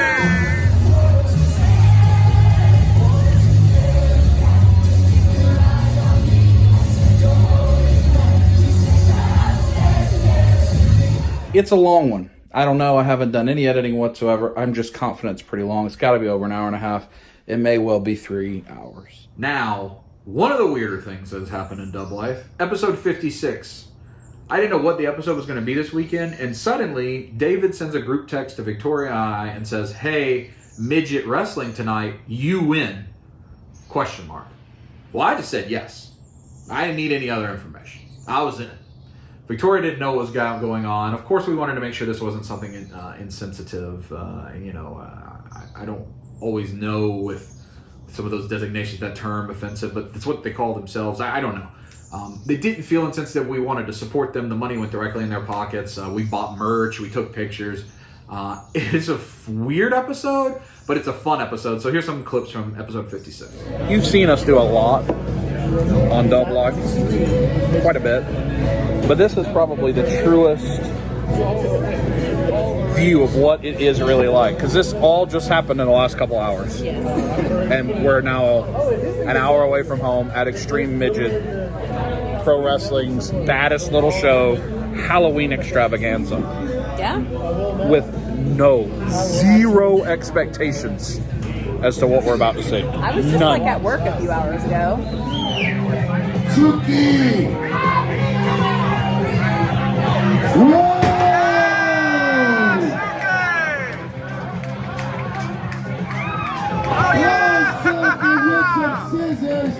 I will mention one thing here before we continue. At this stage, Shiloh is born because we're getting into the winter of 2019.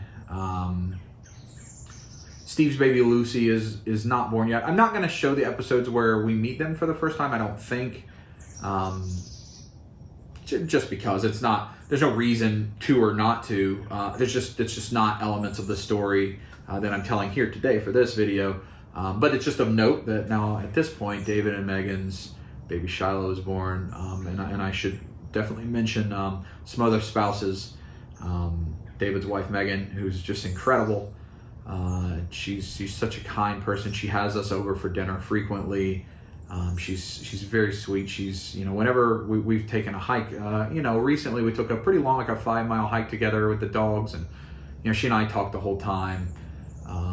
She's so supportive of David and our silliness and what we do, and she's a great mother, and she's always very fun to be around. You know, Drew's wife, Melissa, who I've known for a very long time as well, and has put up with my nonsense for so long, but has always been so sweet to me. I hope she's watching this, and, you know, her kids, they watch, you know, Drew and Melissa's kids watch the channel, as a lot of my friends' kids do.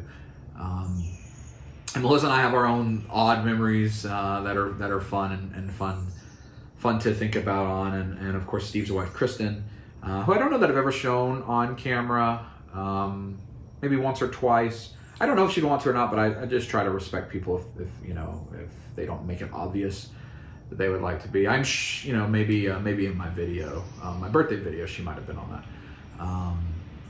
But again, you know, Steve or Kristen understands that Steve and I are going to be silly, but we're not doing anything bad. We're not gonna go get in trouble, and we're just having fun. And she supports that. She lets us be friends, and you know, and again has us to her home. And, her family, Mr. Phil, they're so nice to us as well. And I'm just again really blessed that the significant others of my friends are also my friends, and I'm grateful. I am grateful for that. But episode 64 is the next episode that's coming.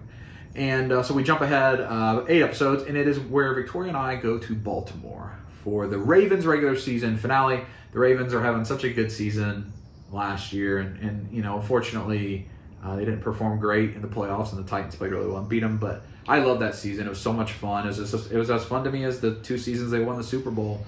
They gave me a lot of joy, and we got to see a game in person. And even though it rained, again, we did not let that ruin it. We were having fun with who we were with, and it didn't matter what we were doing. And what we were doing was also fun. It doesn't matter that it rains. You can't control that. So don't let it bother you or frustrate you.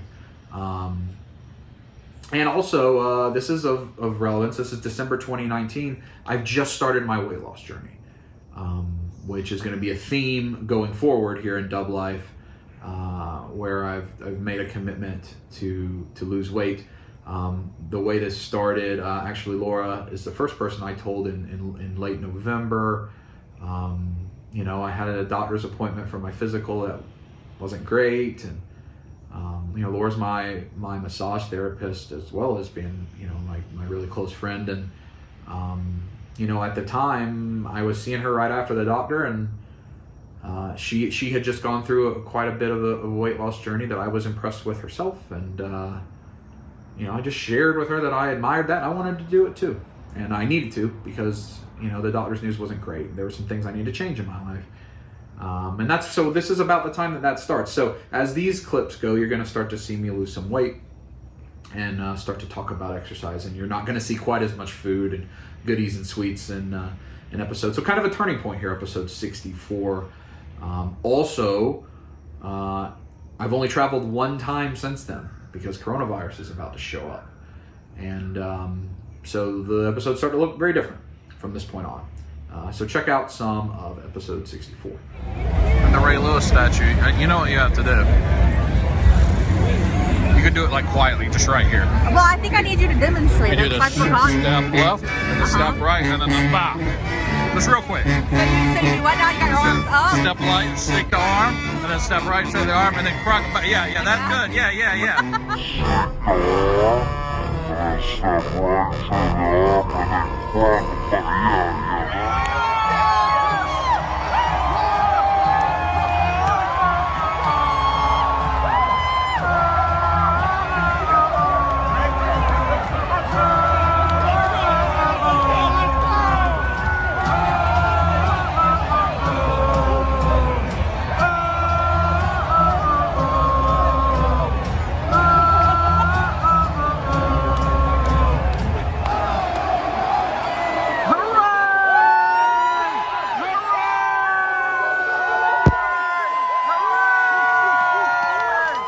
The next episode, episode 65, another classic episode. A lot of people put in the top 5, a return to normalcy. Steve almost always comes over like right before New Year's, after Christmas, before he goes back to work, or sometimes it's right after New Year's.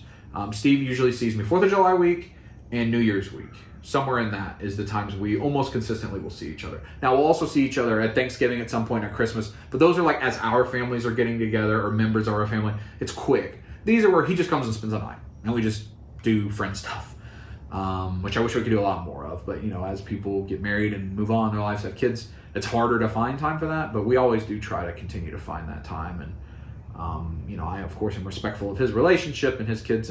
But you know, when we're able to find time, it's really nice. So this is one of those. And I'm just going to say this is the episode where Steve is in a diaper. Hi, you want to come play the Christmas present game? I don't know what that is, but I probably want to. The Christmas present that you gave me. Ask me if I can. Star Wars. I will at some point. I can't today. Oh, it's because you've got to do that with those. Yes, new store, or not, new year, new back room. I'm just purging everything that I haven't touched in like 4 months because like we don't need it. And You haven't touched him in a few months. You can touch him. a squishy. A squishy what? I don't like the after feel. Bacon? Yeah, it's a. Do you think it has bad mouthfeel? But Steve is desperately trying to find a way to make his task easier. And he wants to win both the Mezco, $170 plus tax worth of figures.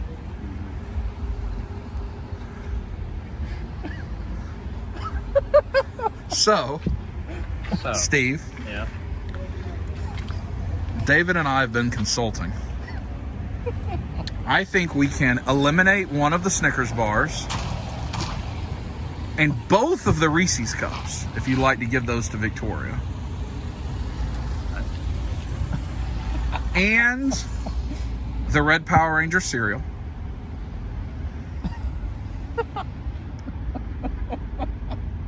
And you have to create the Snickers sandwich with the entire box of Poop Like a Champion cereal. So you've went down drastically.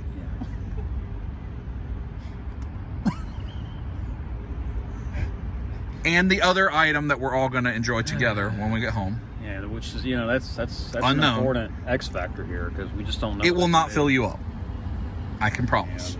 And we're all three going to participate. Well, it could clean me out, though. I'm pretty sure. It could clean you out, but we're all three going to participate. So, the one big Snickers made as a sandwich with the Poop Like a Champion, and then the rest of the Poop Like a Champion cereal. Tonight, has to happen tonight. No deadline, just tonight before we go to sleep. But, in order to get rid of all those other items, you must do it while wearing Depends undergarments, adult diapers. How can we... It's product testing. How do we get Steve in adult diapers out of context? We've ensnared him in his own trap. Yeah, Steve brought all these items, as you saw. I did. $170. People on the camera of Dub Life, what would you do for $170 worth of figures? David's done quite a bit for him. There's that one time he took the fisheye and he went around the ear and then he stuck it in the navel. You know what I'm talking about? Hey. I do have new socks here, too. I mean, it's the... See, you gotta show Yeah. them off. video game, like, socks. I mean, Yeah, so Depends, video game socks, And the shirt. and your shirt. And you don't have to poop. Well, nicely done. Well done. You're going to get me in adult diapers. Let's go. Yay! I think I'm going to set up the Osmo Pocket so we can have the full...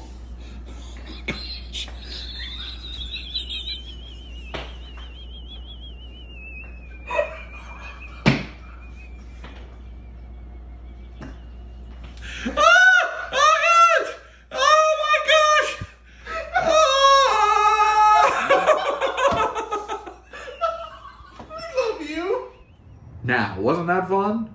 We skip ahead to episode 69, Dudes, which is one of my favorite episodes, maybe my favorite episode.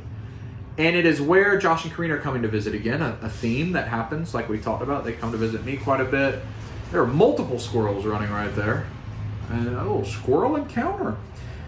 And I try to throw a series of concurrent surprise parties. I want to throw a surprise party for Josh and Karina to celebrate their engagement. I want to throw a surprise party for Damien for his birthday. And I want to throw a party for Cody and Brooklyn, who just found out they were pregnant.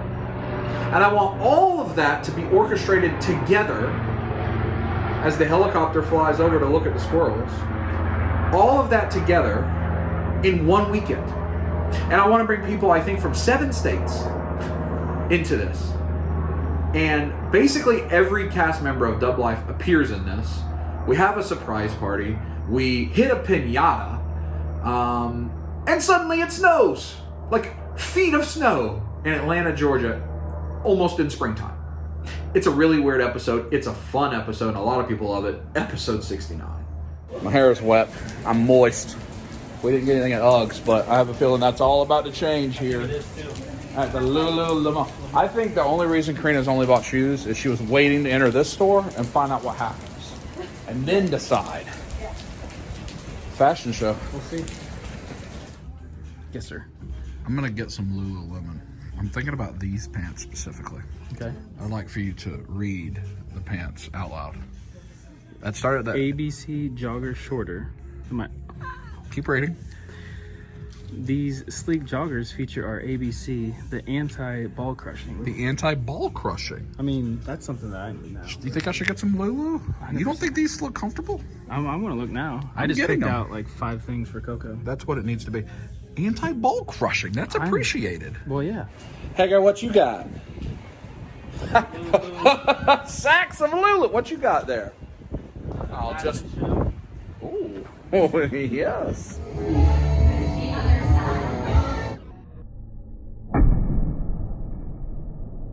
Yes! Surprise! I knew you were on your phone doing something. What is this? It's a surprise! Dear friends. What is going on right now?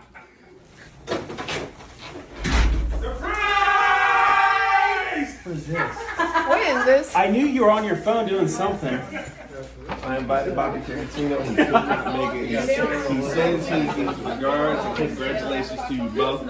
You're not setting that thing down, are you? Well, it's been chaos for the last 20 minutes, but we're here with the OG Geek, everybody's favorite. Came all the way from Super Bowl country, right? Yes, sir. Superman, he's here for the weekend with us for celebration times. We have significant snow situation here. We've got 2 vehicles trying to go get Papa Jack. We're committed to the Papa Jacks at this stage of the game.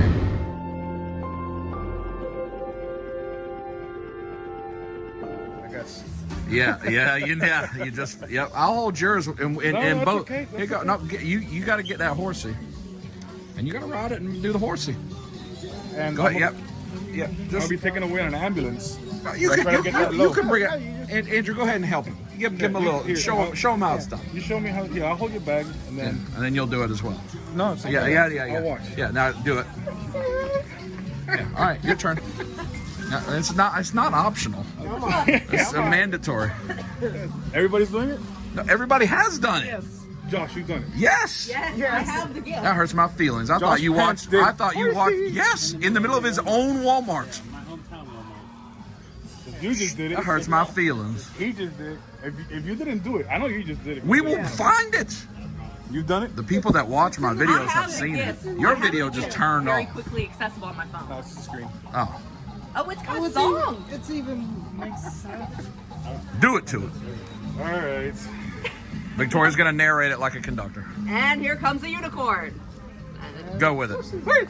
Yes. Oh, I'm gonna back up a little bit. Swing it right there. Golden queen? Yeah. Just smack it just like that. Oh God. Be careful, Dad. Well, it looks heavy. Yeah. Because he's having the leverage. Everybody ready? Yeah. Oh! Now we start to enter the time that is leading up to coronavirus very quickly. Episode 71, one of my personal favorite episodes because it was fun for me, but is where I go to AEW, All Elite Wrestling, in Atlanta, Phillips Arena, downtown. Kind of spur of the minute decision, I decided to go. Bought tickets at the last minute, sat by the ring. I think I was in the 4th floor. It was the cage match where Cody does the big moonsault. It was a wonderful event. I will certainly go to more AEW shows once they open back up. But it's a great time, and I wanted to feature this episode just because it's kind of where things are going to stop being normal, this one and the next one. So episode 71. So A, it was the right choice to come in the private entrance, and B, that's a view. So I came in right through there, down the stairs, and I was immediately in on the floor of the arena. So that's definitely not an entrance normally. That's why it said players only at some point. But I'm on the floor, this is my seat. 4th row, number 10, right at the ring.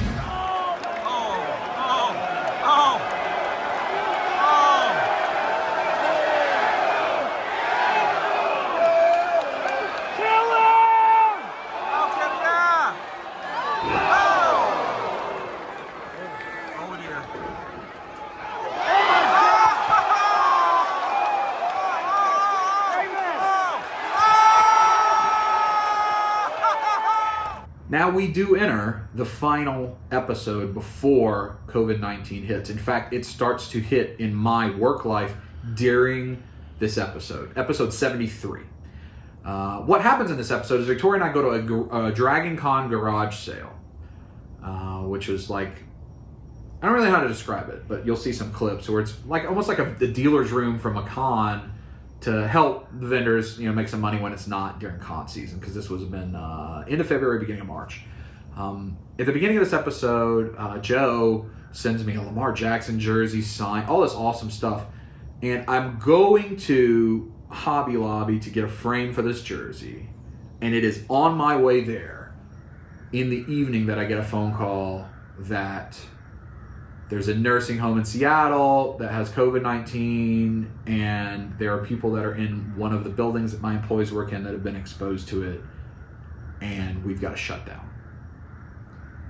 If you pay attention closely, if you watch episode 73, you're going to see a weird time jump. Or maybe I was doing a concert in the car or something, and it's bright outside, and then all of a sudden it's dark. And it's because I get this phone call. I pull over to the side of the road, or I'm in a Walgreens parking lot, and it's like a 2-hour phone call. And then I have to continue about my business, and then I'm traveling for work pretty soon thereafter, which I don't know if I showed that or not in the episode. Maybe I did at the end. And then while I'm at that work travel, which is the last time I've traveled in an airplane, which is the first week of March, my grandmother passes away.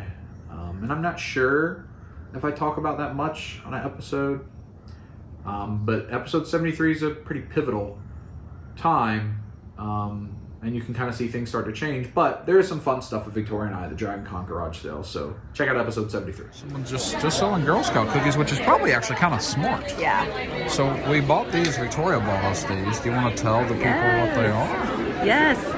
So for some of you that have been at Dragon Con years ago, not that long ago actually. A couple years ago, the Marriott carpet.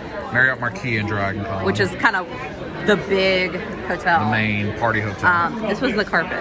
They have recently redesigned it and changed it, but it was like this super fancy, bright, intricate pattern. I'll put a couple pictures of it here while Victoria's talking. And it's like part of the Dragon Con lore because people have actually made cosplay out of the carpet material. So like before they got rid of it, there was a really cool cosplay of like two like sniper rifle guys that were disguised as. I'll try to find that picture and put it here. And then now it's become its own thing because the cult of the Marriott carpet. Yes, that's right. So people cosplay as the carpet every year. So hopefully I'm rolling a bunch of pictures right here while we're talking about it. But they were selling remnants that I guess they had got from the construction or something. Yeah. And so now we each have one, which is cool. Never can buy type memory. No, and it's cool, and it's like, it's actually... think about the level of like stank shoes, vomit. That's currently on my fingers. Yes. I'm aware. Yes. Now, before we continue, I think it's important to talk about how COVID-19 and the coronavirus has affected me.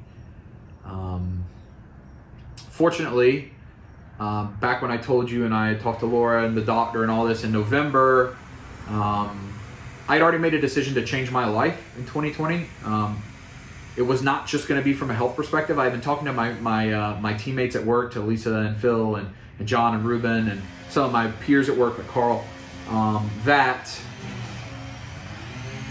yard work, that what I wanted to do is fix my mind, fix my body. I wasn't happy about who I was in 2018, 2019. And it wasn't that I was a bad person. It was that I was on the road so much, 200 days a year those 2 years, and had been on the road for 150 plus days a year for 3 or 4 years before that. I didn't have a life. Like, you saw my life, but it was never at my own house. It was always in other hotels. And I had friends here that I didn't know. People like James I hardly got to see. People like Laura that I had never had the chance to hang out with much because I was never here. People that I wanted to have better friendships with, but I didn't. I just couldn't. And then as, Shiloh's born, that means, David has a lot more responsibilities and he can't run around as much, and Steve's kids. And it was like, okay, I got to be present if I want to be in these people's lives. I can't be on the airplane all the time.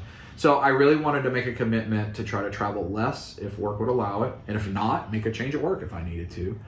But also to get physically healthier, to eat better, to do devotions. I write in a journal and I read a devotion every day. To do, these aren't silly things, but to do things like floss every day, wash my face before bed every day, brush my teeth in the morning, and I mean, not that I don't brush my teeth, but multiple times, like use teeth whitening. Just good habits, right? Things that we don't like to floss. I don't necessarily like to do the teeth whitening stuff at night, and sometimes you just want to go to bed.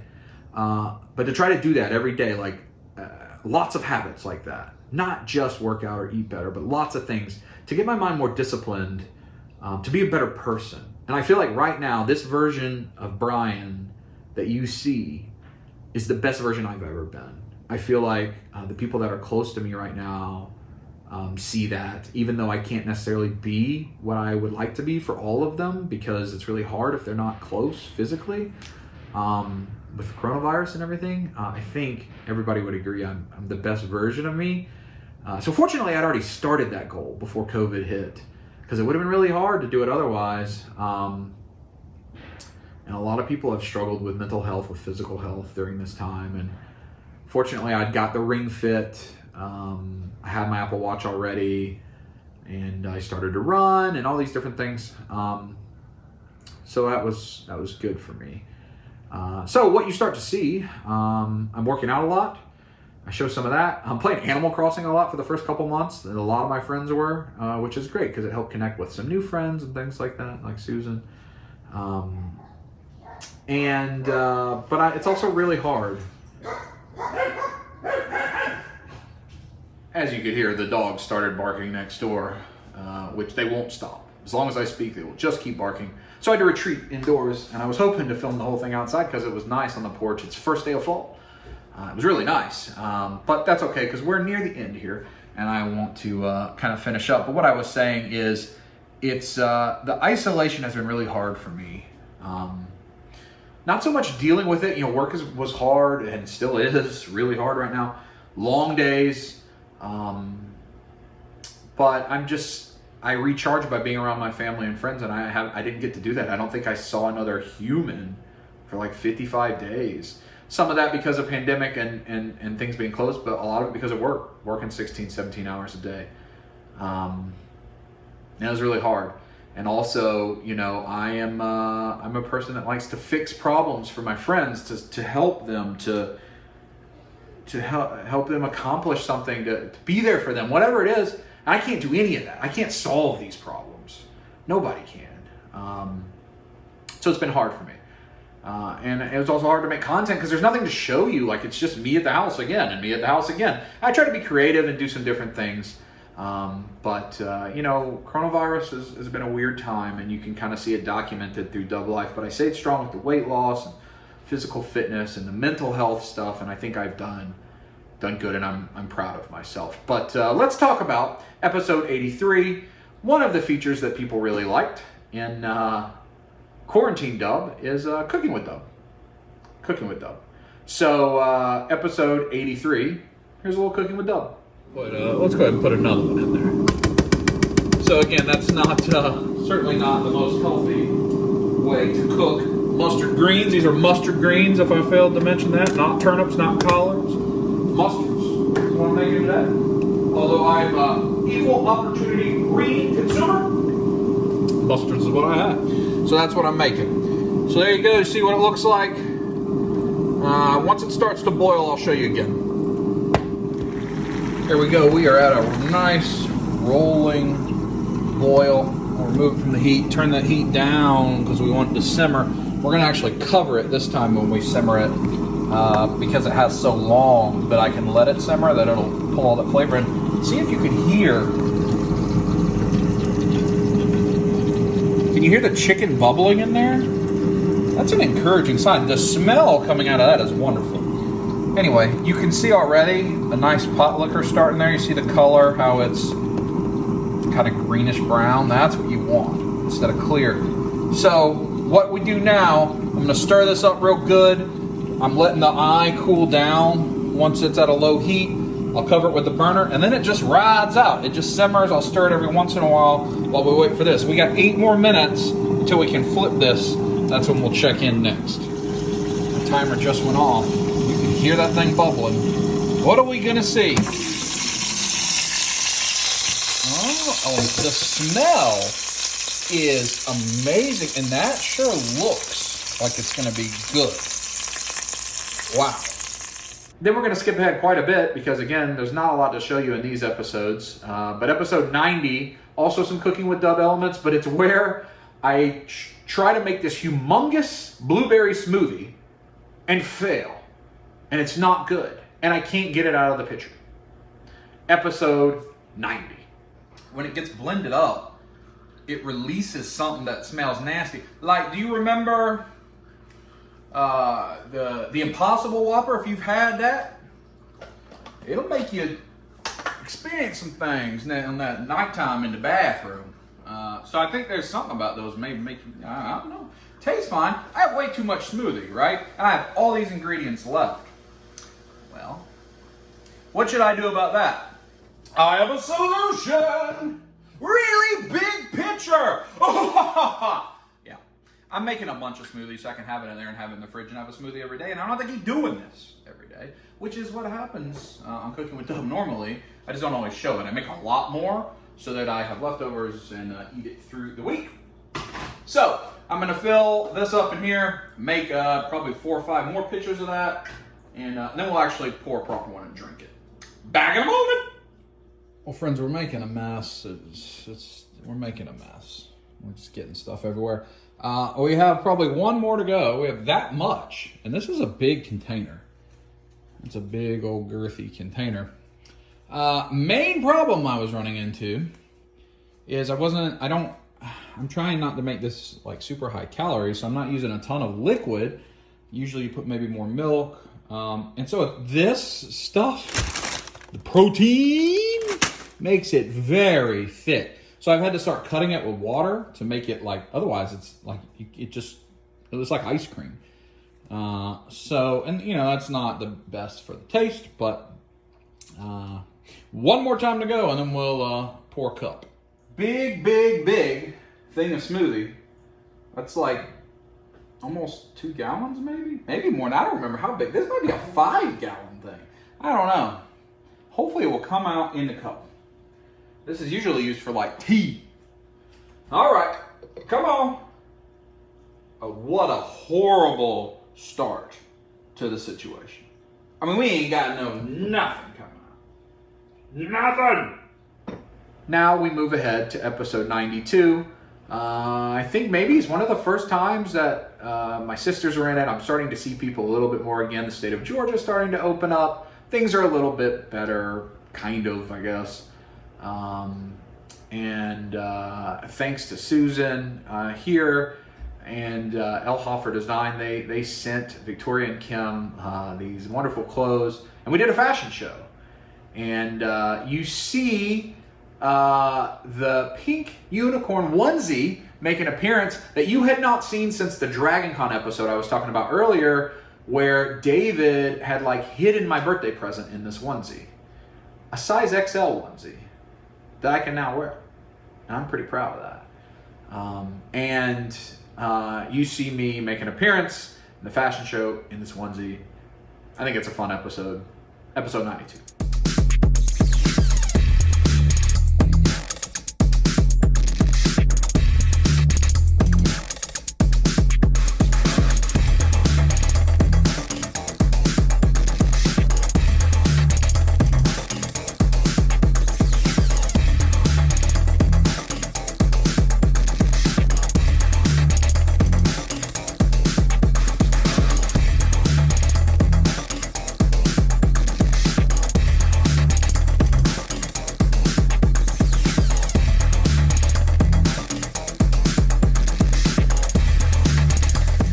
Speaking of onesies, we're going to jump ahead to episode 96 and our final first appearance formally of a cast member in Dub Life. Our most recent new cast member, even though she has been in my life. I have known her about as long as I've known James. Her and James are kind of similar in the realm of I met them through their workplace, and then we became friends, and that's Laura. Laura is a person, if you've been following me recently on Instagram or Facebook or on YouTube, you're seeing a lot of Laura. Laura is a very dear friend right now to me, and she means a lot to me. We're really close, and you know, I talked a lot about the hard things of coronavirus. One of the, maybe the best thing, is I'm here now. And so, like I mentioned earlier in the video with James, with Laura, I'm here. And now we can have a relationship, we can have a friendship, and spend time together. She just lives literally less than 10 minutes from me. We shop at the same places, we go to the same places, we do the same things. We both like to work out, we both eat very similar foods. It's just, we're having a really nice time right now. Kind of dealing with what everybody's dealing with, right? Having somebody to deal with it with. Right now, especially just today, as I'm talking to you in the last few weeks, there were some things that happened at work that were really, really bad. And I've had to kind of back away from doing a lot of things with friends and family anymore that are virtual on a FaceTime. I'm not texting a lot, I'm not emailing a lot, I'm not calling people a lot, I'm not talking to my parents much, unfortunately. And it's just, I think there's an element of, I'm an extrovert, and extroverts recharge by being physically around other people. And the faking it for the last 6 months on screens, it just doesn't work anymore, and it actually drains me more. It reminds me how I don't have other people around me to do things with. And so I need people around me to physically be around me in proximity. And like James, like I mentioned, and Laura are able to do that because we live close to each other, so we're able to hang out. In fact, Laura and I just yesterday went and saw James and cut up for a little while. GameStop was fun. So this is where you'll see Laura for the first time. And you know, everybody asks, are we dating? Laura and I are just friends. We're very close friends. We spend a lot of time together. This will be the first episode Laura appears. We took an Instagram poll going into this episode. Did people want to see us do our workouts in onesies? Everyone said yes, except for like 3 people. And so we did it. And it was weird. Laura is also my workout buddy. We run together. We do YouTube workouts together. We do Just Dance together. We do Beat Saber together. We do meal prep sometimes together. We share lots of food and tips and tricks. And so it really helps me. She's a kind of accountability partner in a lot of ways. And again, that's the first person I told about the weight loss. So check out episode 96 where you will meet Laura. Yeah. For that extra booty burn. Extra booty burn. Oh yeah, this one we don't have to move at all. That's right. She doesn't want to move because her feet hurt because she can't keep up with me. I'm being mean to her because I actually feel bad about that, but that's all right. She's pretty hot, that girl, Laura. Oh, she blew a kiss directly at me. Let's get started. Let's get started. And I want you guys to squeeze your knees and heels. Oh, here we go. Oh yeah, we got it. Oh yeah, we got to stop. Pushing into the yeah, you got to hold your tail. Yeah. Lifting and lowering. Yeah. Now this whole workout. This is what people come to this channel for. Hold this one up. Yeah. This is your favorite. Oh no, this is where it gets hard for. Flex lower. Oh. Flex lower. Oh gosh. Really this is not made for big people. 2. Oh. What? Oh. What?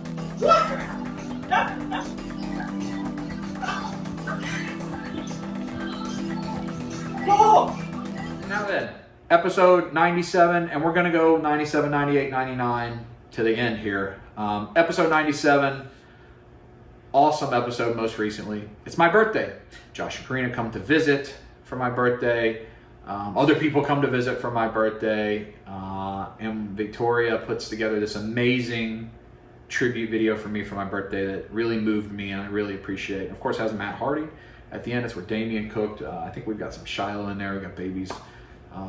Lots of good stuff in episode 97. It makes me feel good, and it's probably the first episode that felt normal. Even though we're not back to normal yet, it felt normal. Almost everybody's in that episode too. So enjoy episode 97. Question 1. This is the one that They can hear us with that? I don't know. Okay. Laura, do you think they can hear us?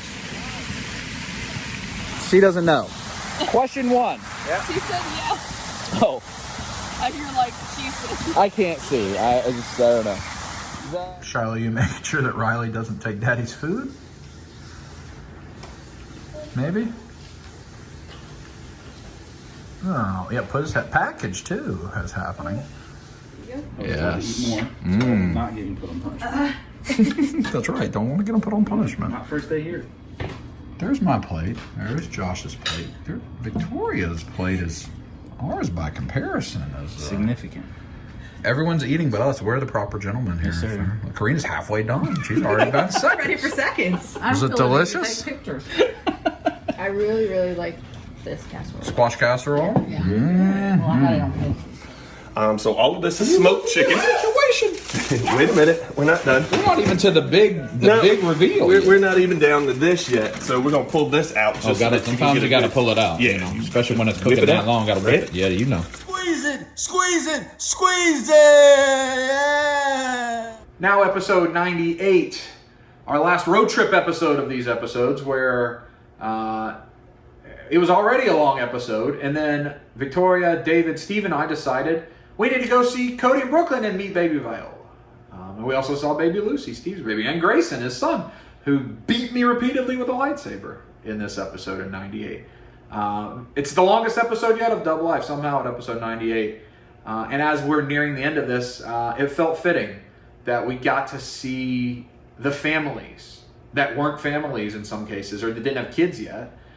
Grayson was already born, Steve's son, but we saw all 3 babies in this, and none of them were alive when Double Life started. And I'm a family person. I'm a friends my friends are my family. I use family; it's the same term. And so it was really nice to get to do that. And again, be present. You know, Cody and Brooklyn had just came home like 12 hours before that, and we wanted to come see them and meet their baby and be there for them on their life. And you know, it was like 12 hours of driving I think I did in that day or something ridiculous, because I had to drive an hour south to get David, and then 2 hours north to Steve, and 3 more hours north to Cody and Brooklyn, and then repeat it going back. Who cares? I think Victoria and I went to bed like 4 or 5 a.m. Who cares, right? You spend the time with the people you care about, and you know, you figure it out. And that will always be what I do, and I do that with lots of my friends. So here is episode 98. Go take that gauntlet, hit your dad in a package. Tell him it's from Brian. Like this? Yeah, hit him in the package though. You know where. In a note. Oh, yeah, like that. Yeah, do that. Go do that to your daddy. You won't get in trouble. Tell him it was from me. You look terrified. You think you're going to get in trouble? Oh. Steven, you watch that? Don't show that last clip, the last few seconds to your wife. I don't want to get put on punishment. We've got another visitor that will not hit me in the no-no square. This is only the 3rd time we've seen you, Miss Lucy. Yeah. All of which I think probably on Double Life. Yeah. And this is our 2nd baby of the day. We just saw Shiloh very briefly. Mm-hmm. Shiloh stood up and went to her mom today, I saw. And look at you. Are 32 times bigger than you used to be. You're just staring at it. You already know. That's the lens. You just in it. You already can sit up. So look at you. Yeah. We have a baby. We have a baby. It's our 3rd baby of the day. Really? Yeah, we've seen all 3 recent births. That's not bad. Why am I recording this?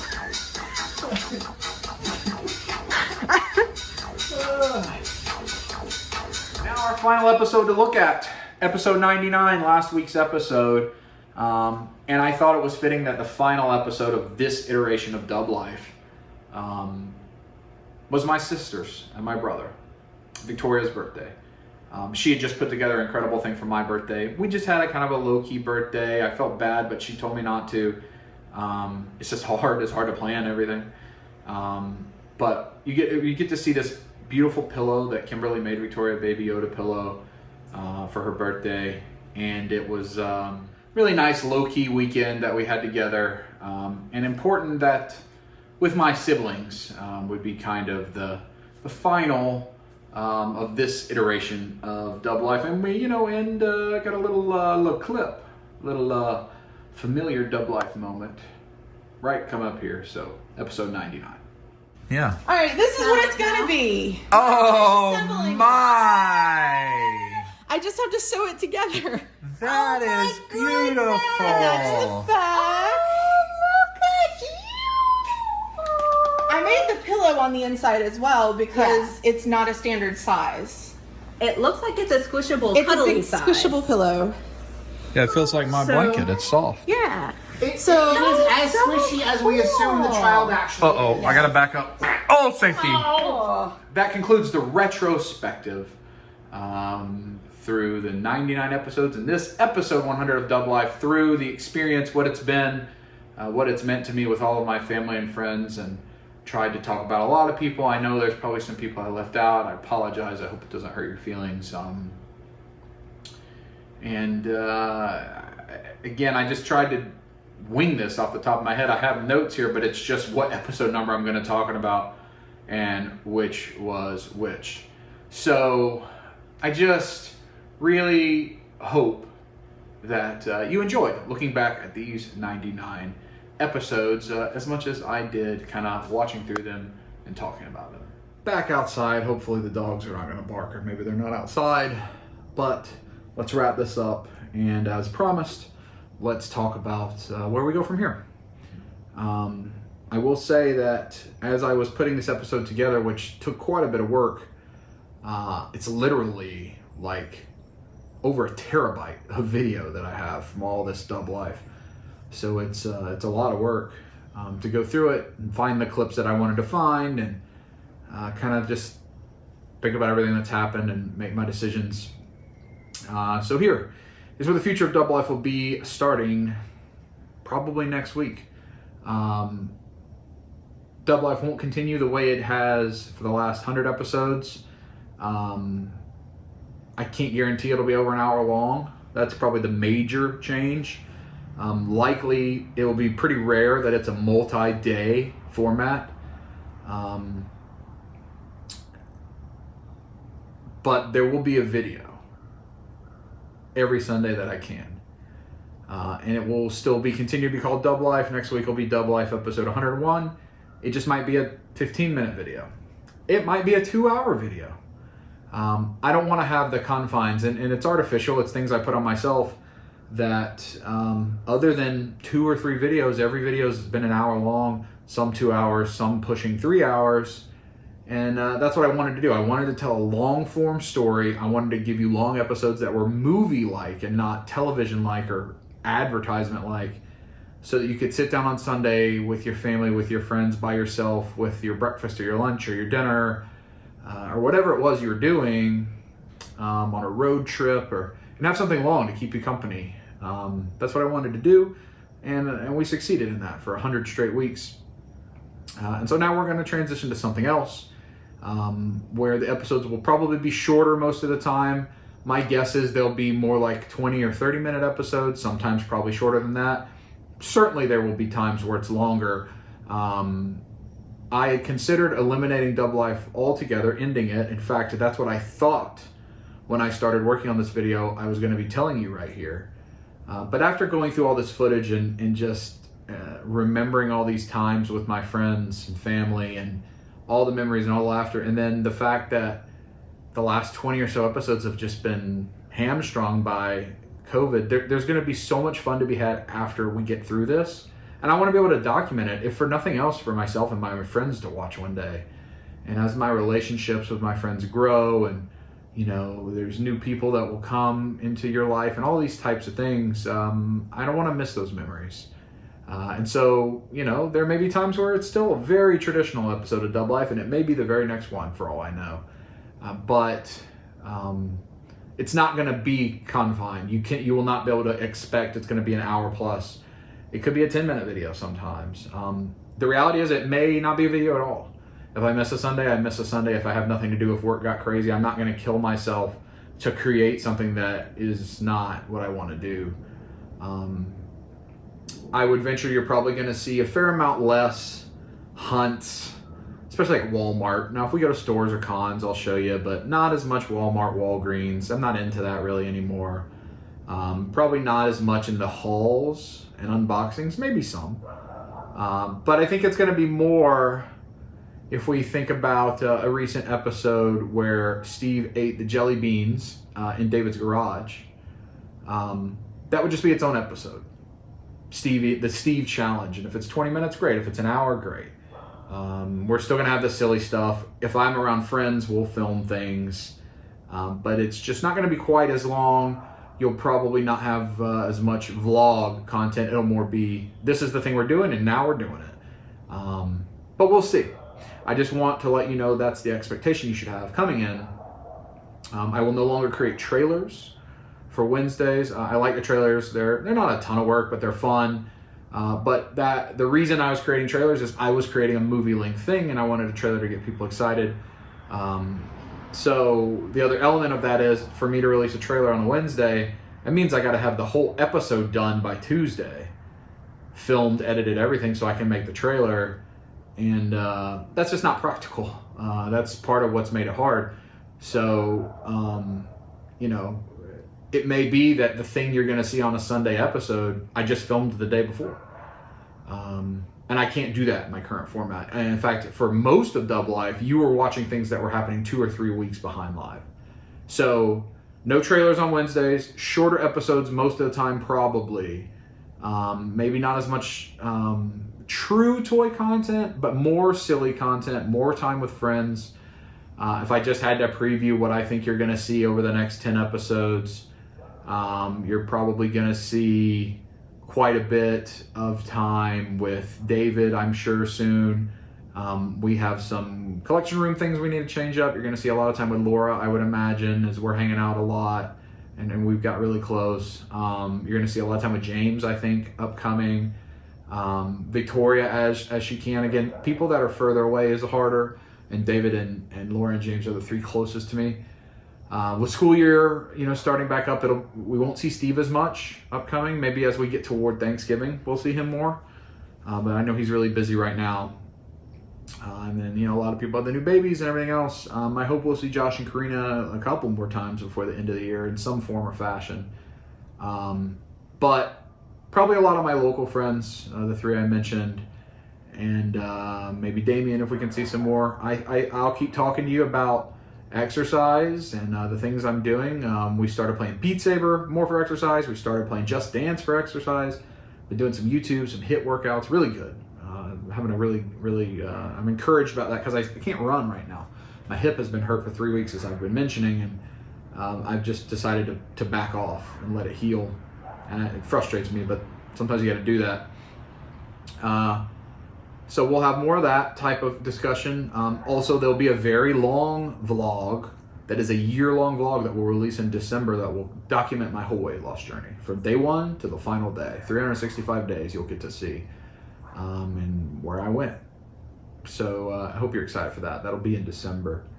So I'm going to try to keep putting some out every Sunday. And honestly, if I didn't sit here and talk to you about it for 3 or 4 or 5 minutes, I'm not sure that you would necessarily notice it was any different, other than it wouldn't be as long. They're just probably not going to be as long. So I am very thankful to all of you, first and foremost, the thousands and thousands of you that watch these videos, that comment, that like and dislike, the people that log in to dislike 2 seconds after it goes live. There's thousands of you on my Instagram. I would say if you're jonesing for true Dub Life content, get on my Instagram, bigdubsqueeze, and watch my stories. There'll be days where I just basically do a Dub Life on Instagram story, and my Instagram story could be an hour long. And that's just because I don't have to edit it. I can just film it, and there it is. I don't have to do anything. It's just right away. Especially if I'm in a good mood, but I don't have anybody over. I don't have any friends or anybody around, and I just am running around. I'll probably do that. I just did it this past Saturday. So pay attention to that. That's where you'll see a lot of the content you're used to seeing on YouTube. But I'm going to keep the episodes coming. And one positive thing is if multiple things happen in a week, I'm not going to wait to put it in a Dub Life like I used to would have and have flashbacks and things like that, past Dub and whatever. I'll just put it up as a video in the middle of the week. So that's a good thing. Ultimately, this could all change again. I may be making a video in 20 weeks from now saying, hey, Dub Life is going to kick back into hour-plus long episodes because the world's opened back up and I'm doing a lot of stuff or I'm traveling or whatever, and we'll change. But for right now, I think what is best for me is to not have to stress as much over it. Not that I'm stressing that much over it, but to let it just be what it is and be fun. So that's where we are. I really appreciate you watching this retrospective of Dub Life. episode 100, the final traditional episode. I hope you've enjoyed this journey. If those of you who came in not since the beginning, go back and watch some of these episodes that I mentioned. I think you'll enjoy them. And you can see kind of the evolution of the Dub Life family and all of us and where we've come from, where we're going.